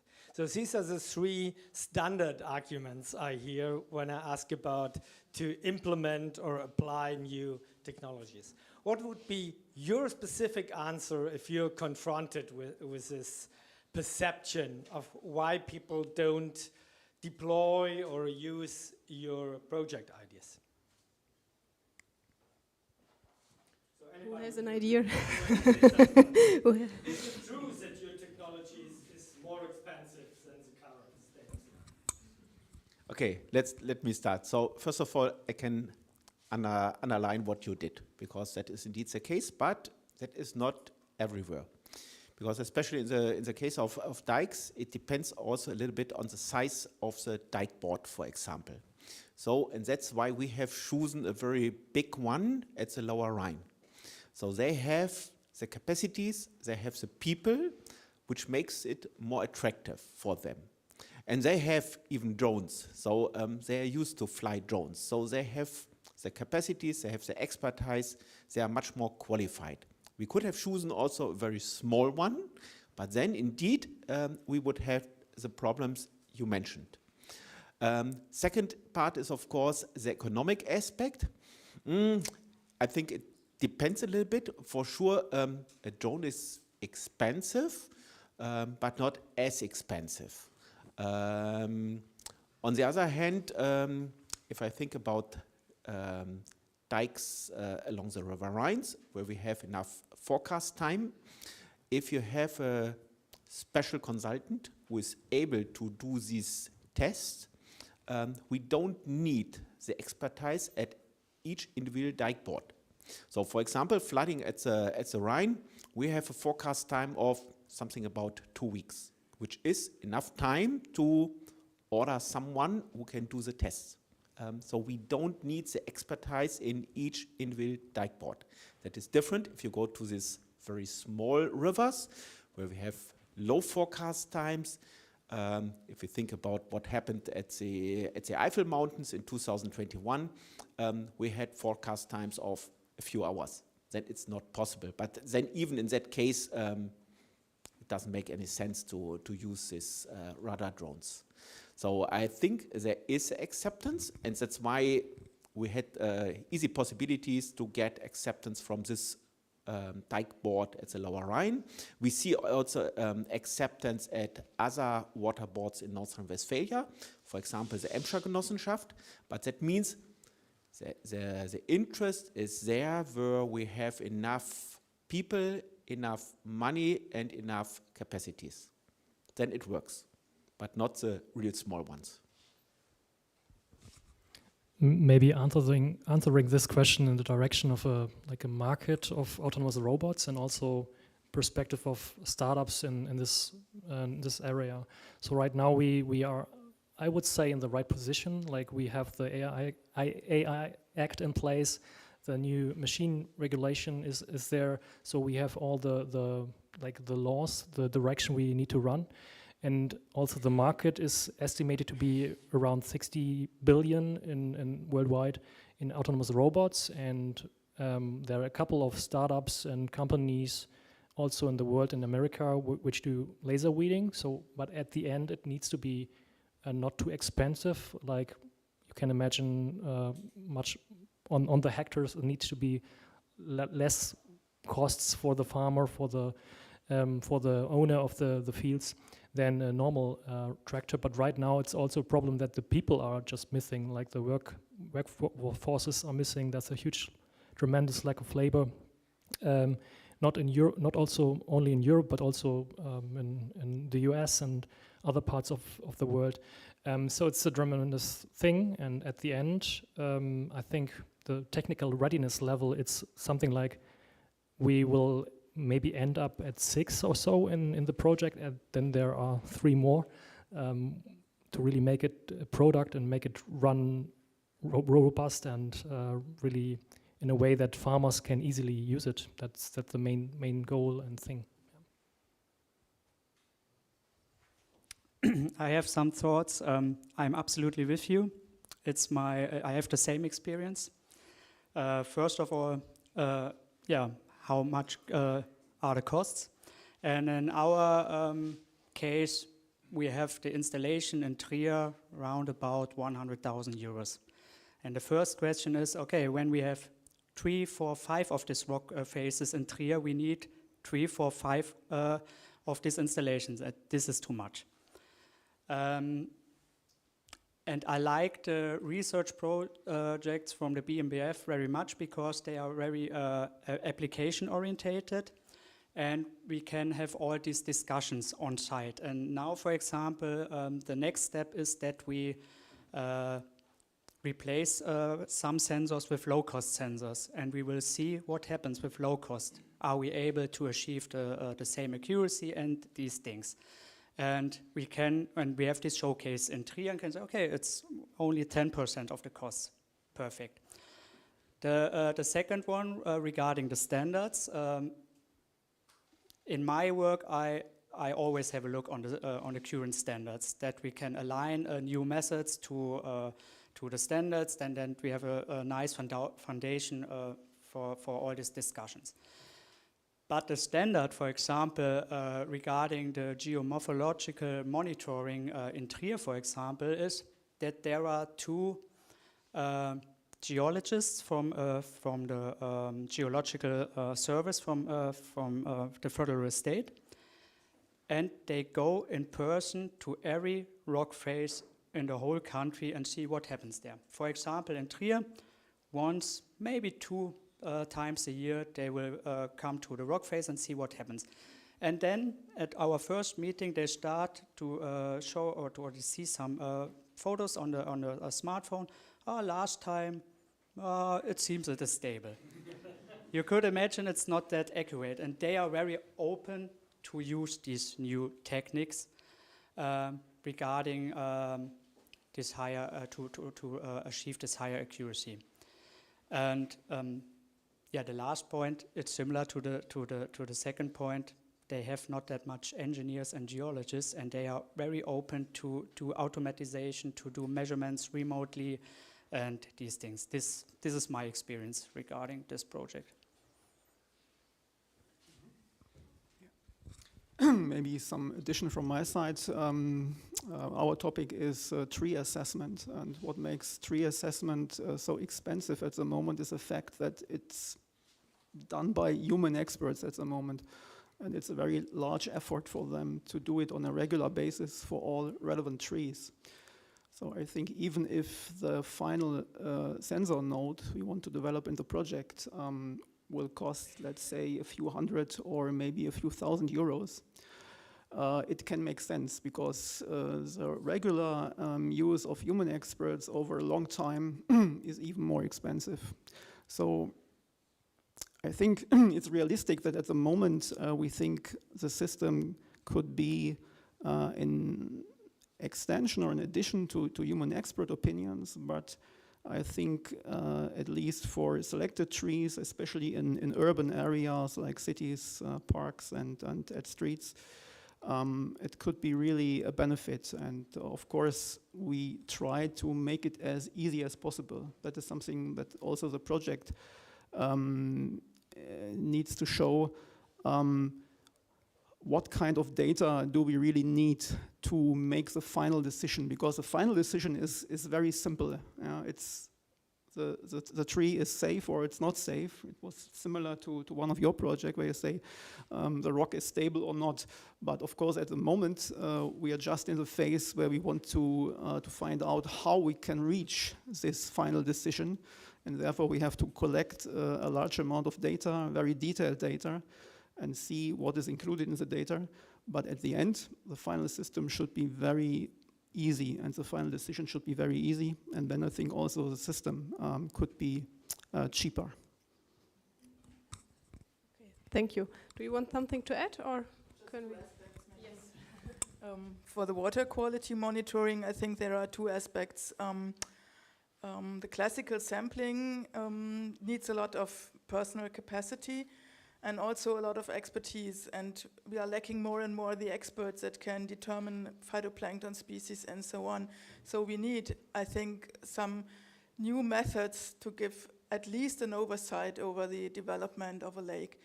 And the other thing is a high dynamic of water quality changes. We've seen that at the fish kill in the River Oder. Within days, we can experience such water quality changes, and we need some methods that can cope with these high dynamics of the water quality changes. And I think this is something for the satellite data, for online monitoring and so on. Thank you. We had one more question, I think. I was just thinking maybe it's a stupid idea, but this idea sprang to my mind since you said you are already using the acoustic tree monitoring on bridges. Why not monitor the rocks with this technology? Do you think it could be promising to apply this to the use case? Yes, of course. Originally, these kind of methods stem from geophysical applications, so I'm pretty sure that there is a lot of work going on in this area. But maybe my colleague can answer this question. Yeah, I could imagine that it will work, but the goal of our project is to do contactless measurements on the rock face, because maybe you could imagine if we have these dangerous areas, often it's not possible to go to these areas. It's similar to the dikes if we have floods, for example, and therefore we are focusing on methods and sensors. Yeah, we can use the measurements from contactless. So then you need a drone? Yes, maybe. We did also some drone flights, and regarding the drone flights, we have some issues regarding the regulations. Where to fly a drone, where not, and these things. yeah, a lot of limits to keep in mind. Thank you. Is there one more question? Yes.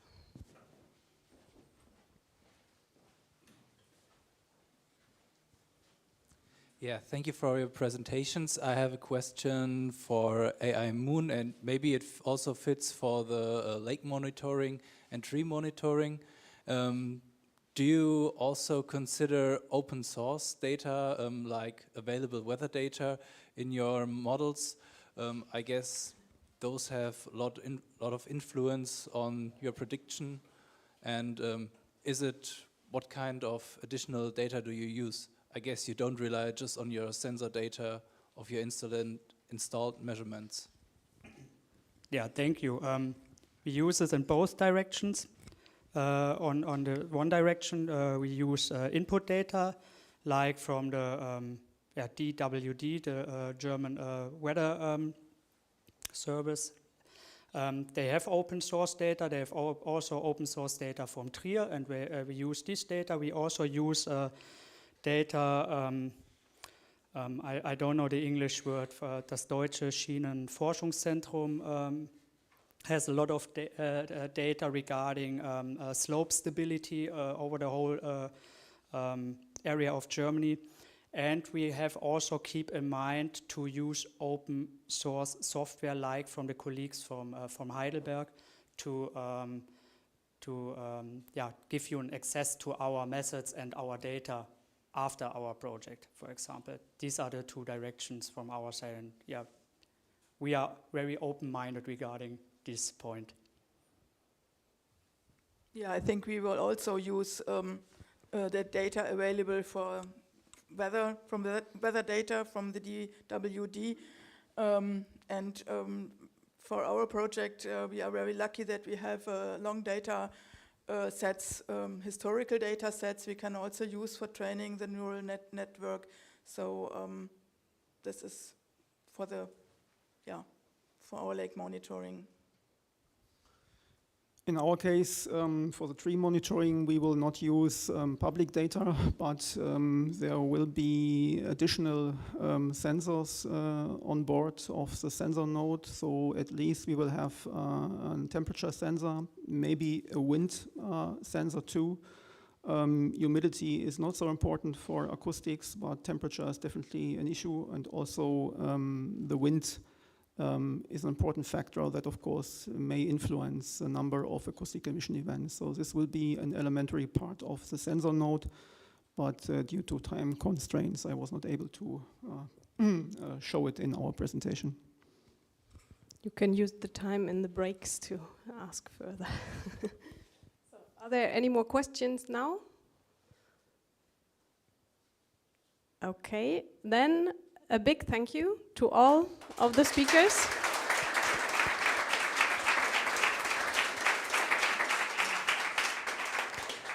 It was great to see how these ideas that were presented last year in Karlsruhe, how they developed and how they kind of now come to life. Thank you.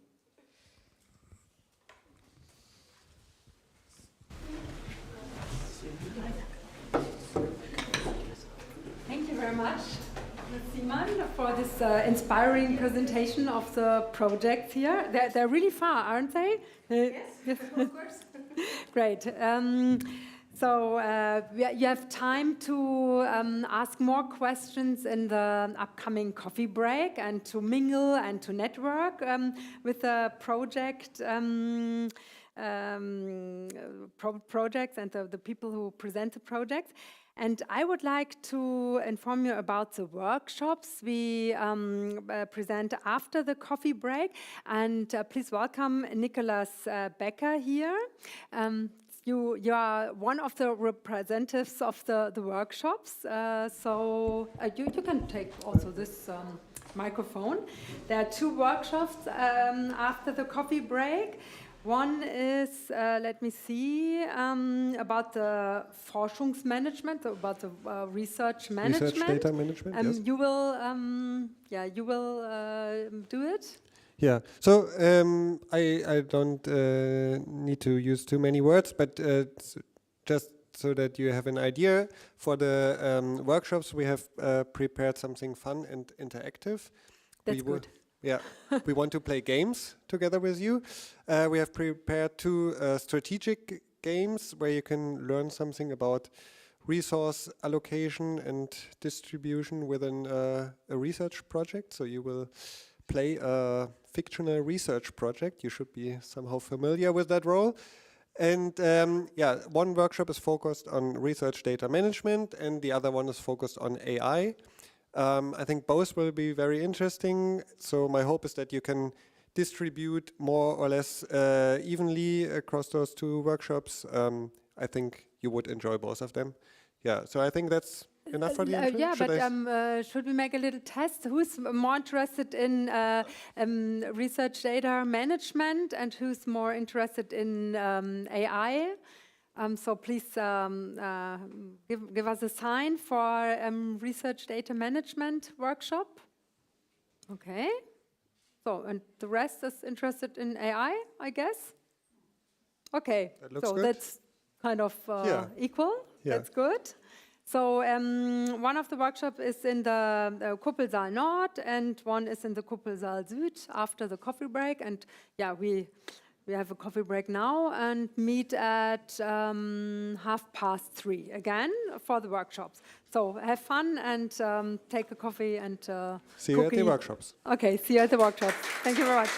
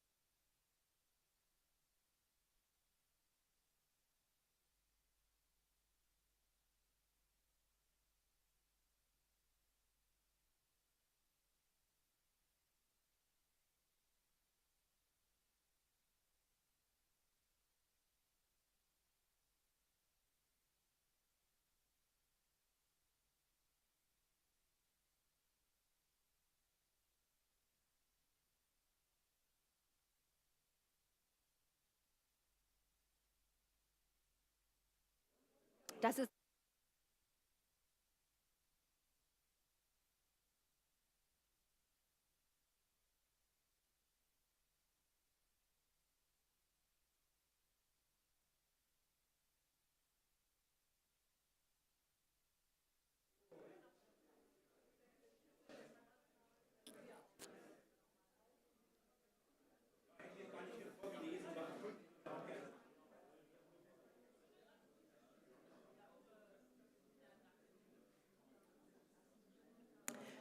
Welcome back after the break and the workshops. I hope you had fun playing games in your workshops. I heard that it was quite a lot of fun. We come to our third session, and for excellent projects we want to present. And they all deal with water. Yeah, water, the basis of our existence. Recently I did a talk about the situation of the rivers and creeks in Germany, and it's really sad, but to say that they are in really bad condition. That's a result of a join-in campaign of ARD, of the television, public television station Unsere Flüsse, together with Helmholtz Environmental Research Center. 3 out of 4 streams surveyed do not provide a good habitat for fish or insects. And according to the EU Water Framework Directive, all watercourses should be healthy and alive by 2027. Experts believe this goal is almost impossible. But wastewater management, for example, plays an important role, and therefore we are really curious to listen to the next session about projects that are dealing with digital solutions for sustainable wastewater and water management. So please welcome our chair for this session, Professor Dr. Katharina Teuber. She's professor in the field of urban water management at Jahr, University of Applied Sciences in Wilhelmshaven, Oldenburg. So welcome, Katharina Teuber. I would like to introduce you. You completed your doctorate at the Technical University Berlin as part of the DFG Research Training Group Urban Water Interfaces in the field of water management and hydrosystems modeling in 2019. Then you worked as a project manager in the Research and Development Department of Berliner Wasserbetriebe in January 2022. You were appointed professor in the field of urban water management at Jahr, University of Applied Sciences, and in June 2023, you were elected to the board of the Institute for Pipeline Construction in Oldenburg, and that's also good to know because you have also practical experiences. So we are really curious to listen to your talk about digital water management challenges and chances. And afterwards, you present the projects, and we have time to ask questions and discuss what you were telling us. So the stage is yours. Thank you very much. Thank you for the kind introduction. Thank you also very much for the invitation to this conference. So I'm going to give you a short keynote presentation, and afterwards we are going into the Digital GreenTech projects. So the title that I chose was Digital Urban Water Management Chances and Challenges, and let's see what this contains. So first of all, probably you have seen it in early 2024, this year, we saw a headline in the newspapers that Google developed a new model that was able to predict floods faster than previously developed models. So we see there is new developments arising here. Sorry, what's happening?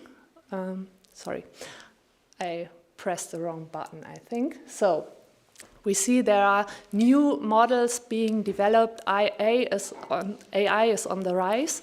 And also what we see is that big corporates are going into the field of environmental technology. They are looking at how can we predict floods faster than other tools, than municipalities, for example. And why is this important? Because we need to see that some might think we don't need research anymore in this field because we have big corporates that are developing those models for us. Why don't we trust them and save all the money for research? And at the same time, we know that if we give the power over to those big corporates, it might put us in a bad situation, and maybe at some point they will decide to make it commercial, these tools, and then we cannot access the data anymore and we don't have these predictions anymore. So this is why we should keep up the research in the field, and this is the motivation. So we also have current challenges. So we all know climate change is a big challenge in our field. We have still increasing urbanization, we have aging infrastructure, and we have stricter legal regulations. For example, the wastewater treatment directive that is currently being discussed. And why do we talk about digital transformation of those urban water systems? So, and what is this? Let's see a short definition. It's often talked about as water 4.0, and it is the transformation of the water industry towards connected systems, towards digital systems. And the idea is to have a stronger customer focus, to have better networking and better networking within the value chain. And the goals are to have a better linkage between plant processes, to have better speed, to consider all resources, personal, material, and support processes, all towards the goal of having better environmental technologies. And there have been some research activities going on to measure these effects and to see how is the state of the digitalization. And there are the so-called maturity models which have been developed in 2019. What they found out, I think all of you are able to read this German description. So the idea is there were several steps that could be achieved. First was the simple computerization, and in the end, last stage would be adaptable systems, self-optimizing systems. So what was found, the status quo in 2019, was that the average level of maturity was somewhere between 2.6 and 3.2. So we see where we have this orange line. It's in between connectivity and being able to see the data. So this was 2019, still some years ago, but we see until having self-optimizing systems, there's still a lot of work to do. And then at BWB, back then, I was able to join one project of the first Digital GreenTech call. It was called Blue 2035. We started when did we start? 2021, right? In the middle, and in the middle of 2021, and I was only able to join this project for 6 months because then I went to the Jahr University of Applied Sciences and I left the Berliner Wasserbetriebe. But still they continued the project and had some nice results that I wanted to show as an inspiration. So the idea was to have a picture for the future of the digitized water industry, to see where should we go, what are the main steps, what are main theses that should be followed. And they developed this paper containing different fields, different topics that are seen to be relevant for the future. And I brought to you today 3 of those images and wanted to highlight them a little more. So the first one that was most important, I think, is digital transformation of the water industry has begun and can no longer be reversed. So at the same time, there was this phrase saying digitalization not as an end in itself, but a means to the end. So always have the focus, why do we do this? Why do we use these digital tools? And then to more, we have seen this in the workshops, in the game, so AI-based systems. The thesis here is AI-based systems will be used company-wide in the future, and digital twins will accompany the industry. And there, that building information modeling will be a part of the digital plans. So let's have a look at digitalization and wastewater treatment. And I brought two examples of my work where I was working in. So first of all, AI and wastewater treatment systems. So in the research project WindNode, we focused on how can we predict with AI, so machine learning models, ammonium effluent concentration at the wastewater treatment plant. The idea was to use this to have a load management to reduce energy consumption in the biological treatment stage of the wastewater treatment plant, and to be able to have flexible loads and save energy when it's needed somewhere else.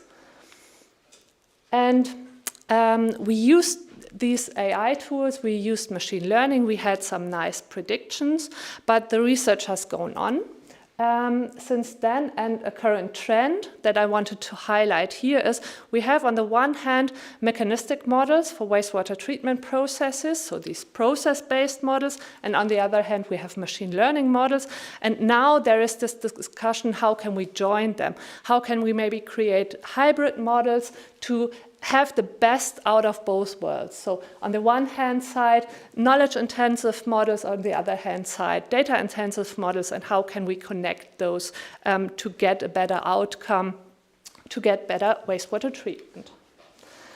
And then BIM, so it's always a topic, what about building information modeling? And I went to the Jahr University of Applied Sciences. I'm in a faculty of building systems, so I'm working a lot of with a lot of civil engineers, and all of them, if they talk about digitalization, digital twins, they are talking about BIM models. And for me, often a digital twin has been a process model.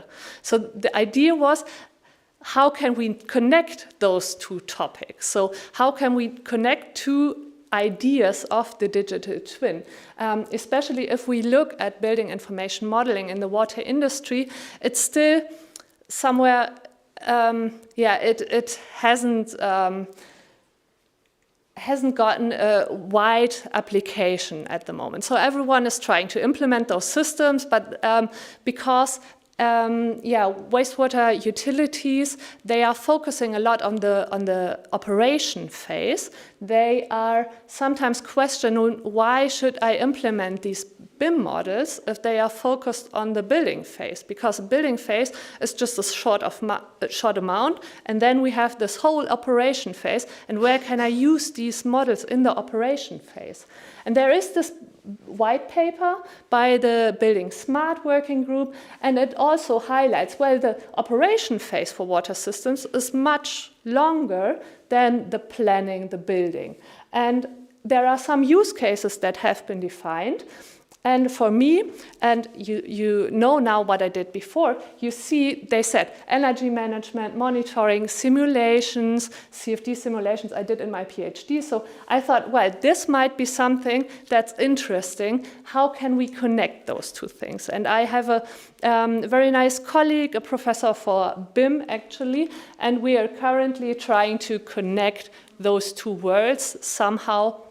To get better outcomes, better digital twins by combining the building model and the process model. And then something about the assessment. So what can we do with these models? What are the chances and the challenges, as I highlighted in the title?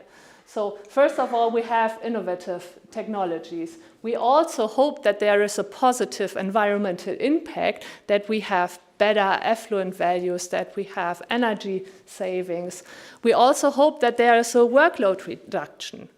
But I put this in brackets because at the same time, we find now that the workload reduction also comes with the need of upskilling. So we need to upskill our personnel, we need to show them how they can use those digital tools, and in the beginning, in the implementation phase, it's sometimes more work than saving work. And also the environmental impact we need to keep in mind. And there are some other strengths: increased efficiency, sustainability, forecasting possibilities that we hope we get from those models. But on the other hand, we have some risk, we have some weaknesses. So first of all, some ethics concerns. We have regulation. The new EU AI Act is something we need to consider, and possible rebound effects.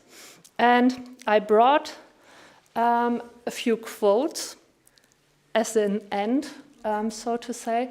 And there's one, it goes a little in the direction of the first keynote presentation, saying, maybe you've seen it in the paper Brand 1, the latest version. They have the study published there. The global AI demand might be accountable for 4.2 to 6.6 billion cubic meters of water withdrawal in 2027. So huge amounts of water demanded by those tools that we need to account for if we want to somehow account those positive environmental impacts. And also another more in the ethics direction concern, that we need to think about equal chances. So there is a nice study saying that the pressure to reskill this workload in the beginning that we put into the implementation phase might be harder on women, because it's usually something you do during your leisure time, and it might put more pressure on women that are taking care of household responsibilities. And also that if we have, for example, intelligent water management strategies, we also need to consider that they might fall into the direction that they punish people who do care-related activities and put more pressure on them. So this is something we need to account for to see how we can balance those effects out. So summing up, I think we have also in this talk, we have AI for sustainability, but also we need to consider the sustainability of the AI systems. And this is where I want to end. Thank you very much.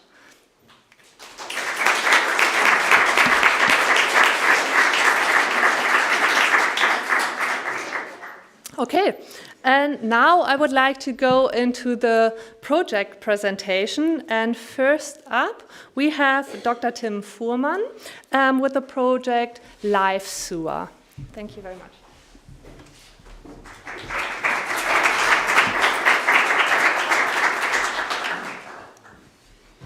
Good afternoon, dear colleagues, and thank you to Ms. Teuber for the short introduction, which I would like to take up to introduce to the project Live Sewer. It's okay. I guess most of you are familiar with this kind of cover of the public sewage system. But also most of you are not aware about the situation below these covers. And especially you are not aware about the specific operational challenges within the sewer network. But not only you, even operators often don't know much about the current operating status of their system. This is also because there are hardly any sensors due to the very difficult installation situations in the sewer network. And there are lots of different discharges that are mostly difficult to monitor continuously. And in addition, we have different biological processes, so problems like odor, corrosion, etc. occur. To tackle these challenges, within the LiveSewer project, we developed the idea to have some kind of automated monitoring system. And we tested the system at sub-catchment areas in the city of Rheine, in the Münsterland, and also in the region of Emscher and Lippe. This is where I come from. For that purpose, sensors have been installed at certain points of the sewer network, where standard parameters, wastewater parameters, are measured continuously, and this results. This data is transmitted to cloud-based storage systems, where they are available for intensive data analysis. This data analysis can be used, for example, to trigger specific processes within the sewer network, as there could be sampling or, for example, the dosing of chemicals. Actually, we are working on data analysis for the following applications. First of all, it's we call it a discharge surveillance, which means that through the automatic recognition of patterns of the measurement data, at 24/7 monitoring is possible. This can be used on the one hand side for the detection of anomalies, but also for the identification of selected discharges by fingerprints of combinations of different parameters. The other field of application is the forecast of hydrogen sulfate emissions in the sewerage, and maybe as a perspective also the control of this type of emissions. And in a later stage, we will transfer the experiences of the other two applications to improve risk management concepts for water reuse, what is a topic of the future, we think. If you operate such an automatic monitoring system, you get data bundles like this. They are influenced, for example, you can see it by the time of the day or by weather conditions or by other effects, which are easily to see. But if you try to get more in detail, it's more or less not possible to identify specific patterns between all the parameters. Therefore, we currently try to minimize the number of the parameters to be measured to those that are really relevant, minimization. And on the other hand, that's the main part of the project, to support the data analysis by AI algorithms.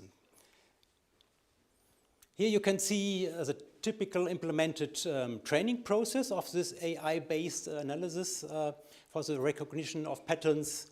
The process is completely digitalized, but we quickly had to realize that still the supervision by humans, by operational experts, is necessary for getting results with really, it's difficult here, for verified patterns which you can use later on for the automatic monitoring routines within the sewer network. There are some more lessons learned during the project times. I just picked up two of them. One is that it's very important to ensure to have synchronized measurement data, especially when we have sensors of different types for different parameters and at several measuring points. And the second one is to do everything digitally. even to document, for example, operational interventions like the maintenance of sensors, because only if it's digital, it's possible to process them by the algorithms. By doing this, we are confident that we will develop a useful monitoring system, which opens up several interesting opens for further applications. So, thank you very much so far, and I'm looking forward to your questions. Thank you very much. So keep your questions for the end of the session. We will have a discussion then. Thank you very much. Next up is Dr. Daniel Klein from Lippeverband, and he's going to present the project SoftSense. Yeah, thank you very much for the introduction. Coming from the wastewater before the wastewater treatment process to the end of the wastewater treatment process, which is sewage sludge, different sludges on wastewater treatment plants. And we want to assess in our project the quality of sewage sludges via a soft sensor approach. Oops. Just a short reminder, we are implementing the soft sensor in pumps because you have pumps everywhere on wastewater treatment plants. You have to pump the sludge, of course, you have to pump wastewater, you have to pump different other liquids. So it's the idea to use the data of the pump, like pressure, temperature, power consumption, to gain information about the properties of the fluid that is pumped. So just a short reminder and one example, the polymer solution. Polymers are needed on wastewater treatment plants for sludge dewatering. You need it on every wastewater treatment plant. So there is a wide approach or use cases all over Germany. So usually the polymer solution and the concentration of these polymers used for for sludge dewatering is not measured. You have like the polymers and you dilute it with water, and then you add it to the sludge for the dewatering. Usually this is not controlled, so our idea is one of the 3 points we use the soft sensor for an online measurement of these polymer solutions. This means have an online concentration of those polymer solutions during the operation. Before going on a real wastewater treatment plant, we are testing the soft sensor in laboratory. So our project partner CPEX has a laboratory pump where everything can be done under lab scale conditions. This means you can add a different you can add like a specific liquid in the pump. You see the pump here. You have all the data evaluation. Before using this system for real sludges and real wastewater, it is used with like artificial substances like water with bentonite to as a sewage sludge, and water with polyethylene glycol to simulate the polymer solutions. And having this data in lab, all the pump parameters are assessed in lab scale. So we have different pressure sensors on the pump. We have the data from the electricity and the power consumption. We have temperature sensors, and all this data is assessed in lab scale before we go with this idea on full scale on wastewater treatment plants. And of course, all this data has to go into mathematical models. And to explain what happens on the mathematical side, I will give over to Julian from the University of Bochum for the next few slides.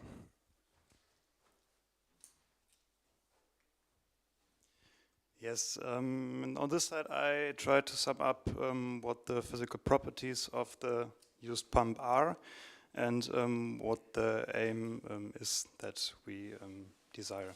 So basically what we have is a pump, and we try to model this pump in a pretty simple way, basically, just to have a digital twin, to come back to Mr. Alba.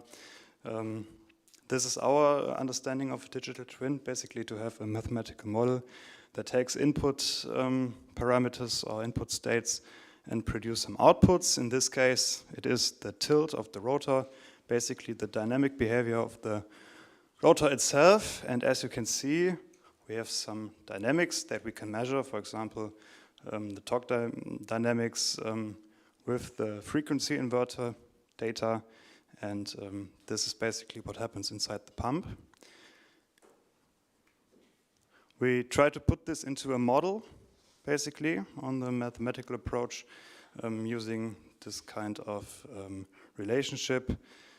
And what we try to do is that we try to select the number of states sufficiently small to guarantee real-time feasibility, to have a so-called observer to estimate the total solids on a real-time basis. Because it's always hard to model this kind of systems, we also create a data-based model, basically to, coming back again to Ms. Teuber, have a hybrid digital twin to catch all dynamics that occur in the real plant. All right, that's it with SoftSense. And if somebody has questions, I prepared a poster, and maybe just come back to us. Thank you. So maybe you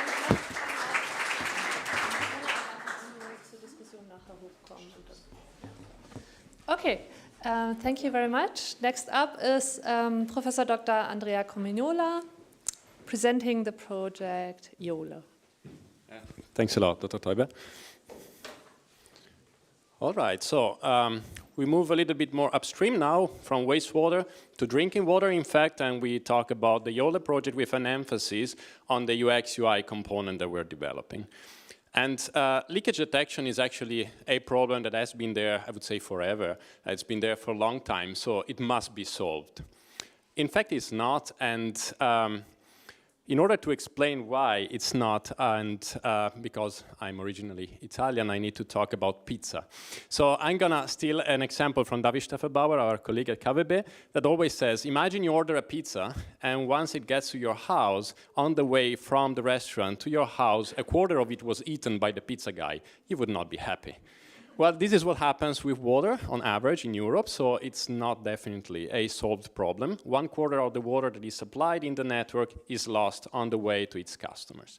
If we look at the numbers worldwide in terms of water that's lost, billions of cubic meters, and related costs, no-revenue water, then the numbers are really alarming. And we saw there's a gap. Solutions exist, of course. The problem has been there for a long time. Solutions have been developed, but there's a gap between what happens in practice with a lot of inertia, sensors-based solution, water audits, and what can be done a bit more automatically, which sometimes stays just in research, or maybe in case-specific applications. So we wondered what's needed in order to have a successful and robust solution for leakage detection and identification in water distribution networks. In our project, we basically try to give an answer to this by saying that a solution should be integrated, robust, and human-centered. So let's open the 3 boxes that we have here, and I'll showcase what we've done in the last year and what we're actually working on at the moment. For more details, if there's no time now, there's of course questions, and we have a poster later, which I invite you to attend. Let's start from integrated. In our platform, digital platform for leakage detection, we integrate 2 state-of-the-art models. We've been further developing them in the last 1 year, one developed by us at TU Berlin, the other one at KWB. And the 2 models have a really strong difference in the philosophy and the rationale, but at the end of the day, they aim to provide similar outputs. They aim to identify when a leakage is occurring, and in one of the 2 cases more than the other, where the leakage is occurring. So they reply to different requirements and needs by water utility. Altogether, probably, they can contribute to a more robust and accurate solution than just one of the 2 options. Robust. We want algorithms that work under different circumstances. So we've made an effort to classify all factors that could affect the performance of our algorithm. We classify them in aleatoric uncertainties, which are a bit more outside of our control, its leakage scenario and the type of network or the system inputs, and epistemic uncertainties, which are factors that at least the water utility, maybe with a longer term, can also control, like measurement, quality of measurement data, hydraulic parameters, and also then the parameters of our algorithms. And we are tackling the effects of these, we are assessing the effect of all these factors on our algorithms with a global sensitivity analysis so that we can provide utilities with actual insights on where they could change things in such a way that the resulting leakage detection is more accurate and trustworthy. Finally, and for this presentation, probably also the point that I wanted to highlight, because that's where we're investing a lot of our efforts, is really making this solution usable to water utilities. We started in the first year of the project with a market search, so we organized basically a structured analysis. We performed a structured analysis of which players are in the market. The leakage detection is actually a very active market. We saw actually 45 relevant startups, most of them software-based, many of them claiming or stating they use AI in different ways, and also relevant utilities that may be interested in engaging. In what we are planning now, we have already started interacting with some of them, where we're really seeking for their input, stakeholder engagement. We don't want to just develop the next leakage detection solution. We want to develop the next leakage detection solution which they can use, which they like, which they feel comfortable with. So we started actually with a mock-up of the user interface based on also on some feedback and interactions we had early on with some water utilities. We're now pushing this to the next level, where we start really a round of feedback with water utilities to really have it displayed, not really what we want, but what they think is useful for the actual application. So I guess with this, I would like to also thank the partners of the project, KWB and Urban Impact Agency and Gemeinsam. And for more questions, I'm happy to answer later. And the poster.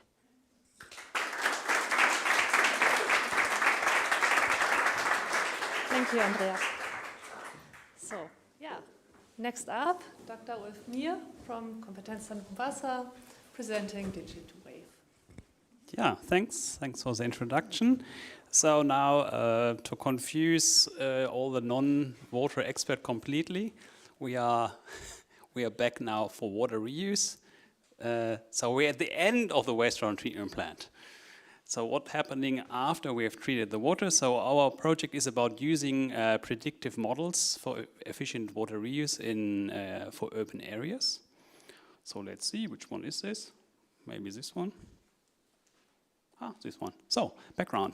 I think all of us like urban green, have nice trees, which gives us shade, especially in hot summertime. But it also turned out in the last years that these very long water scarce periods, a lot of heat, gave a lot of pressure to basically the management of urban green and increase also the water demand.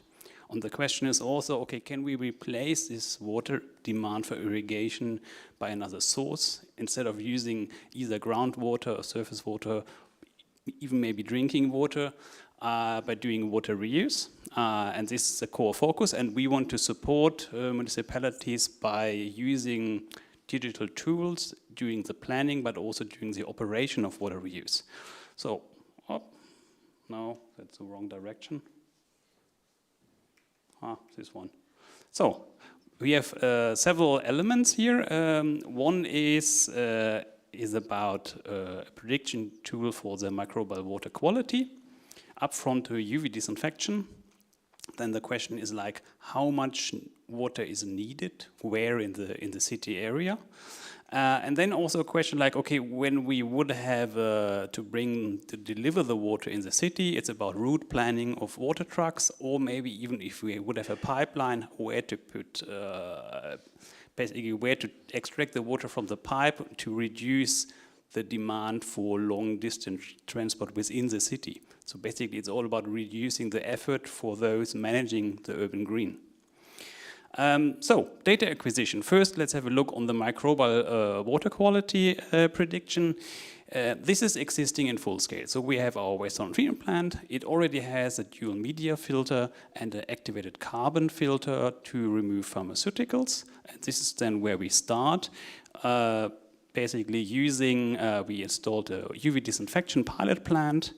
And then we take a lot of samples, like lab samples, but also a lot of online sampling, basically from the wastewater treatment plant, from the treatment processes.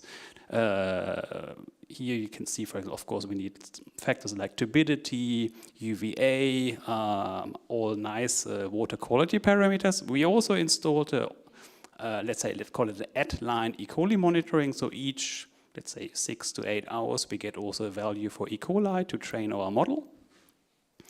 And then, of course, some results. This is like more the classic water quality parameters you need for water reuse.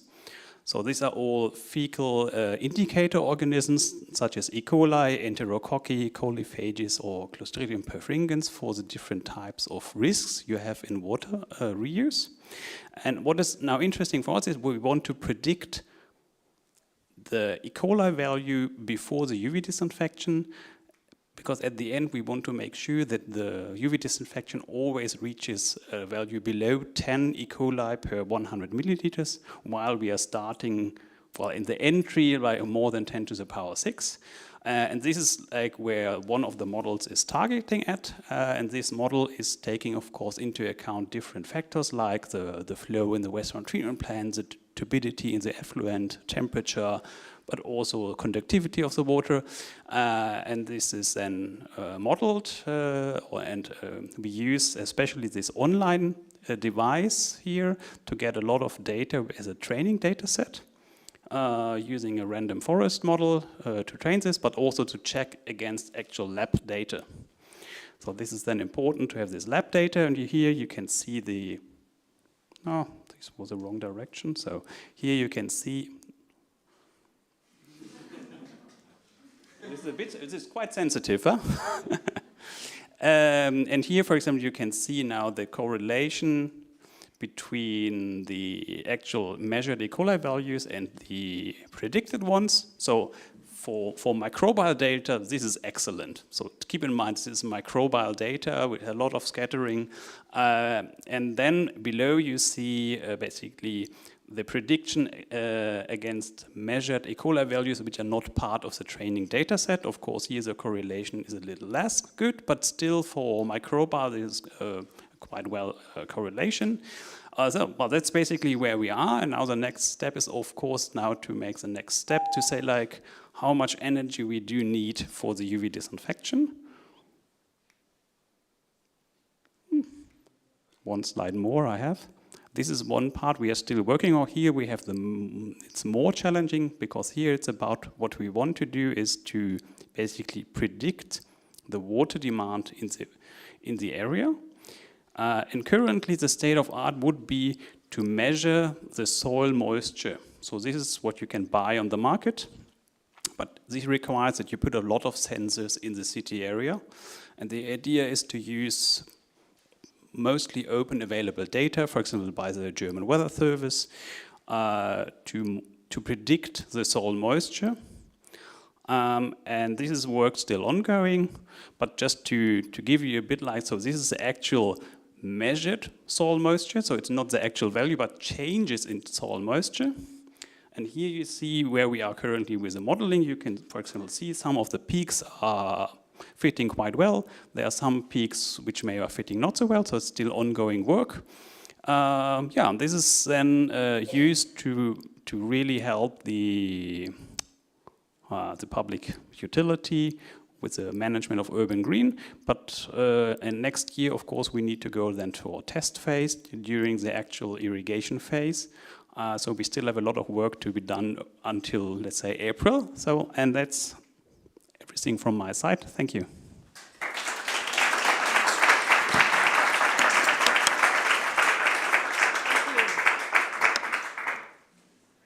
Thank you very much. So, next up would be, right, agents for two water markets. Mr. Glück and Ms. Henn, please.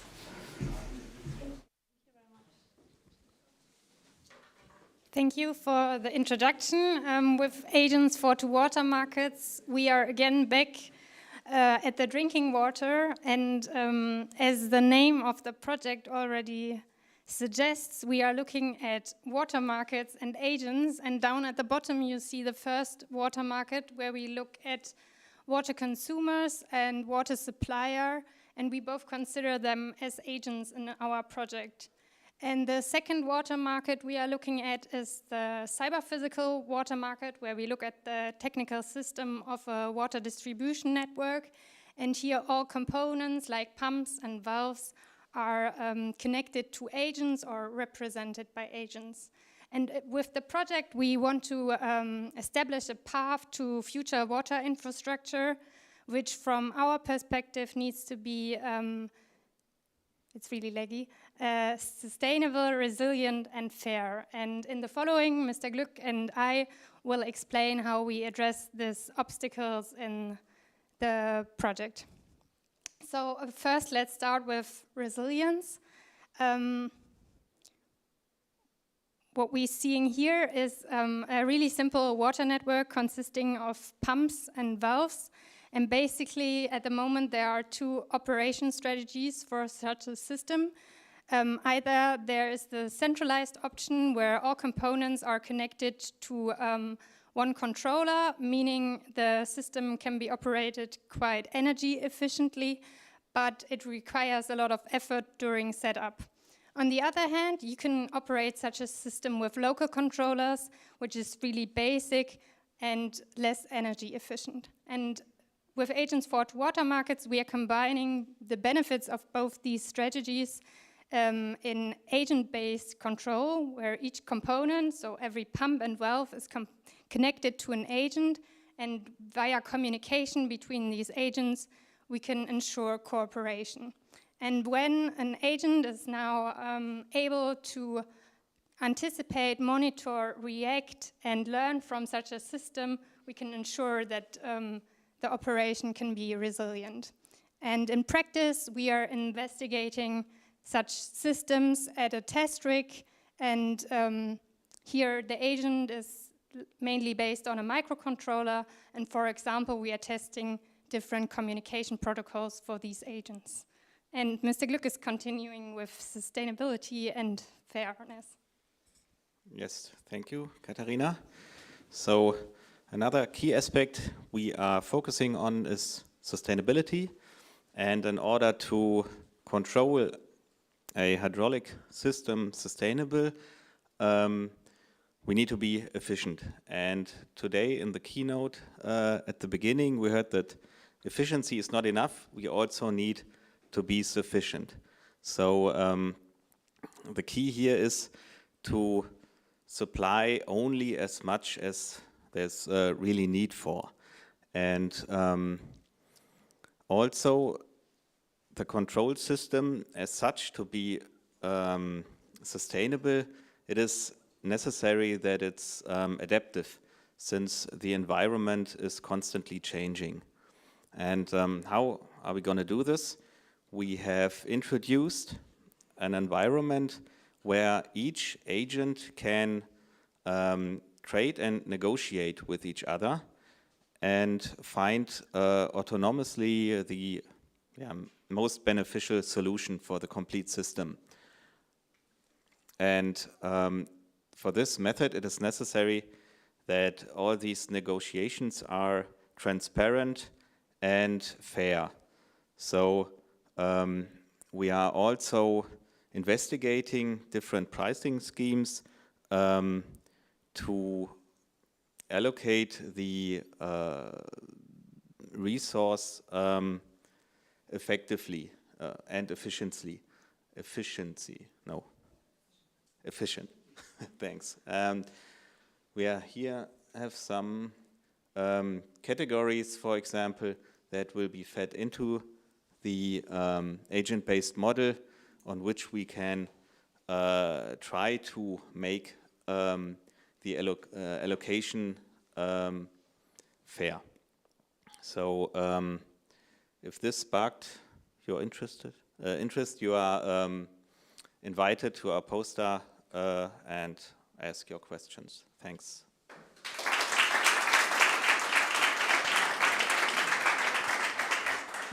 So thank you very much. I hope it's okay if I keep you up here a little longer. So everyone who just presented their projects, please come up.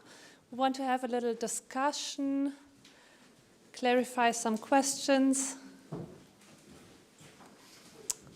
And to the audience, you can already think of all the presenters. Do you have any questions? Any open questions left? Do we have another microphone? Yeah, in the back, right? Yeah, okay, perfect. So are there any questions? Not too many, please. Okay. Yeah. So I might have one. Oh, there's one. Thank you. It's coming. Yes, I have one question for the last presenters, actually. It was very interesting.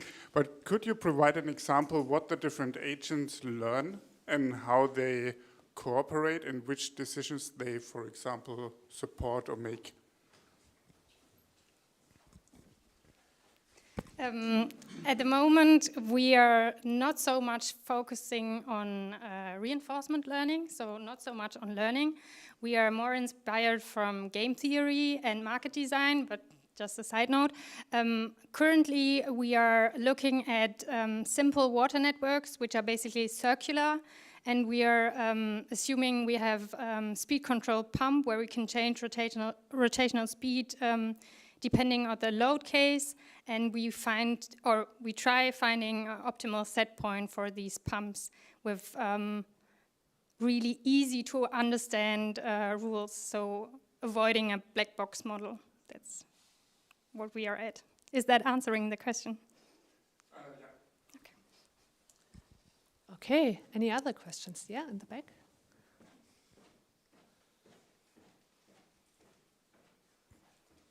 Are there already any maybe projects or just opportunities to exchange about synergies across the projects?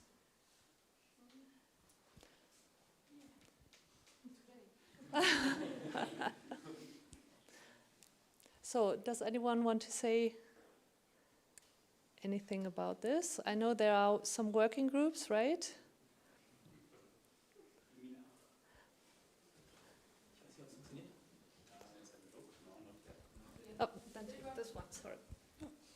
Dann nehme ich das. Yeah, I mean, I'm not sure how much I was in the other workshop, so I think there's also a lot of what I'm curious to see between projects, especially I'm more, of course, bound to these water projects, how this factor of explainable AI is going in at the end. Can we really make decisions transparent? Because I think, especially in the public sector, it would be nice also to know, okay, on what kind of models and how we come to a certain decision. I think that's an important connecting point between all these projects. And I personally, I think there's also an aspect on water reuse, like risk management. So that's something I would be interested in. Maybe I'd like to add on this, Ulf, because I think explainability is definitely a key factor, particularly for those solutions that have AI, maybe.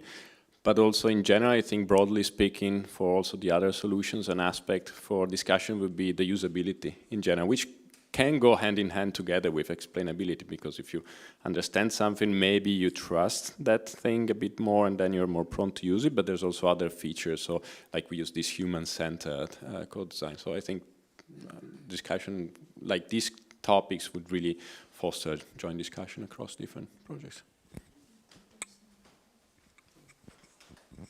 Yeah, what I like is especially the fact that consider the fact that sometimes you read a paper and you see some cool approaches that someone did in China, for example, or so. But basically, we all have equal problems, not the same, but kindly the same. And I really like the fact that on this basis, for example, we can exchange and elaborate problems that occurred in our projects. Thank you. So, any other questions?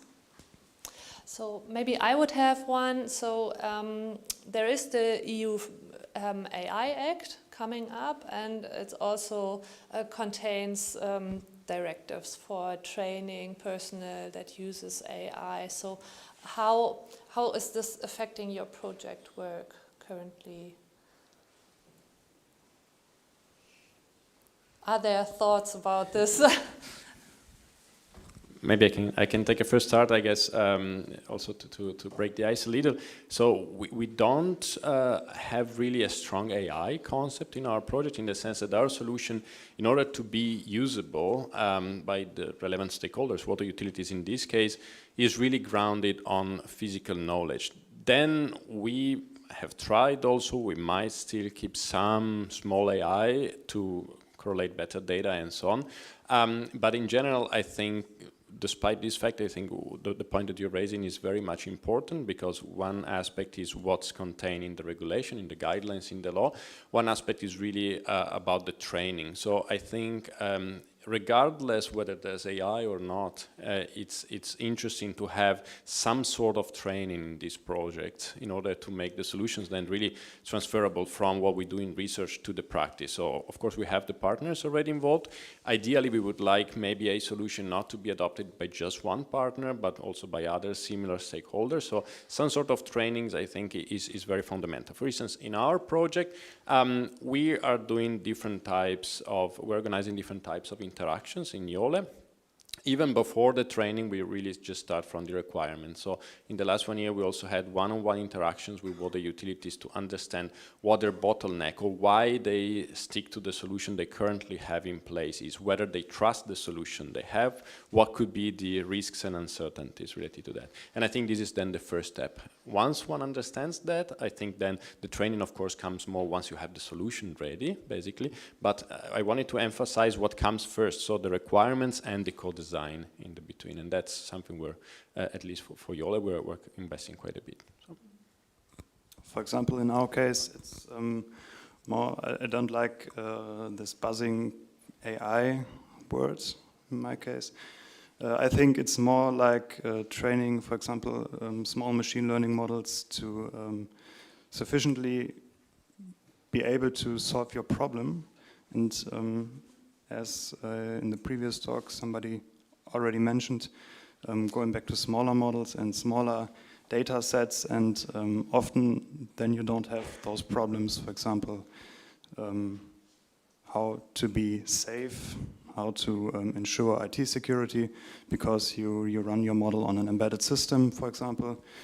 Be small and energy efficient, and often this already solves your case using not complicated neural networks, but linear regression, or least squares or something like that. And this is often better than using those neural networks, highly complicated algorithms, and then you don't have, often you don't have those problems with regulations.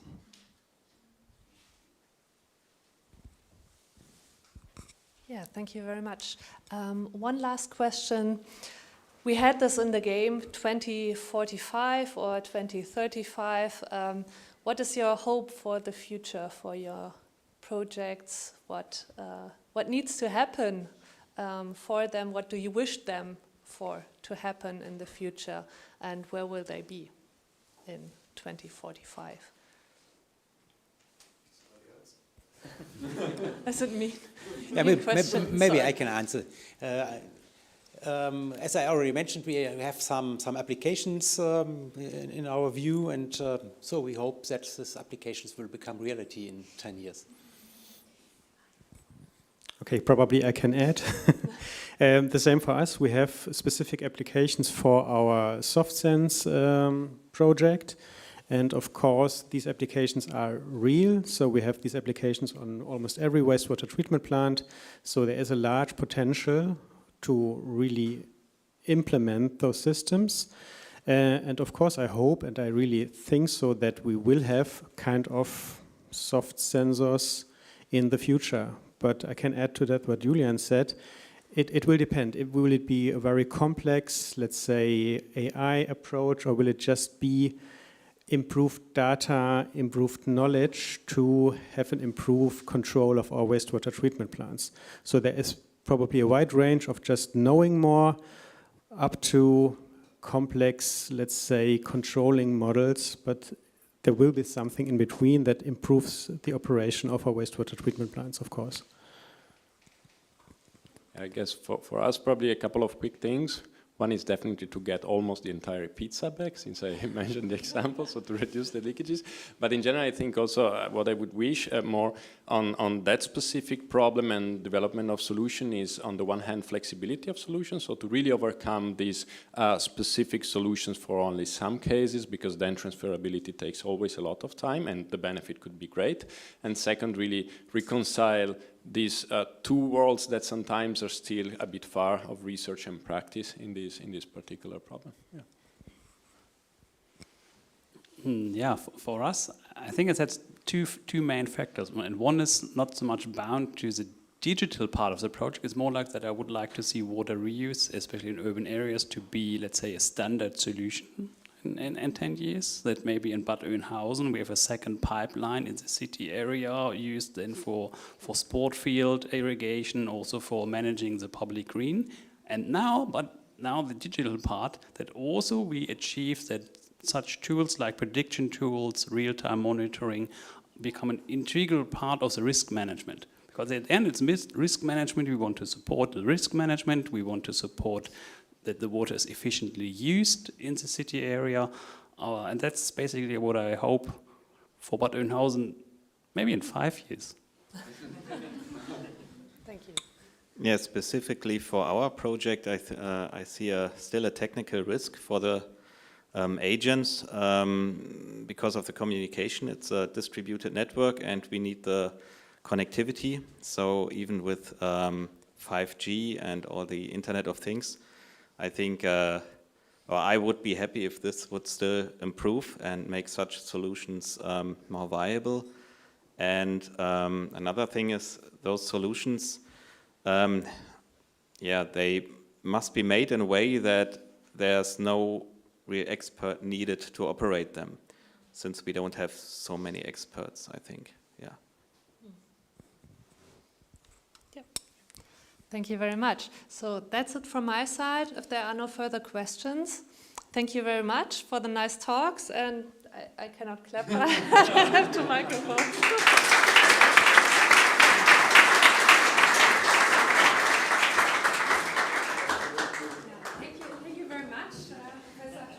I have one question to you, because I really like the question about symbiosis of these projects. I thought the same.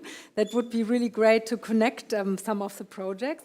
Could you imagine that? I mean, they answered, but a little bit, they hesitated a little bit. Yeah, of course I have the hope. Yeah, one is enough. Yeah, for connected systems, but at the same time, I think they need to be sufficient. I agree with the previous keynote that we need to see what models do we really need, how much digitalization, because it comes with a cost, right? To see the training, the workforce training, and so on. Yeah. Okay, so, and smaller models, as we heard, I agree with the others. efficient enough. Okay, definitely. So thank you very much for your inspiring keynote, and the projects were presented here. So thank you very much for listening today. You have the opportunity to ask more questions at the poster session. It's in this room there. There's also food. Probably you're hungry after the long day. And tomorrow at the conference, we will present the Digital GreenTalents Award and 4 projects that are left. It's about using digitalization for more recycling and resource efficiency. So keep up, and you're welcome to be here tomorrow as well. And so, is there anything else I forgot? I don't know. I don't think so. So we have your food there and the poster sessions and more talk and more opportunity to network. Thank you for listening and asking questions, and hope to see you tomorrow.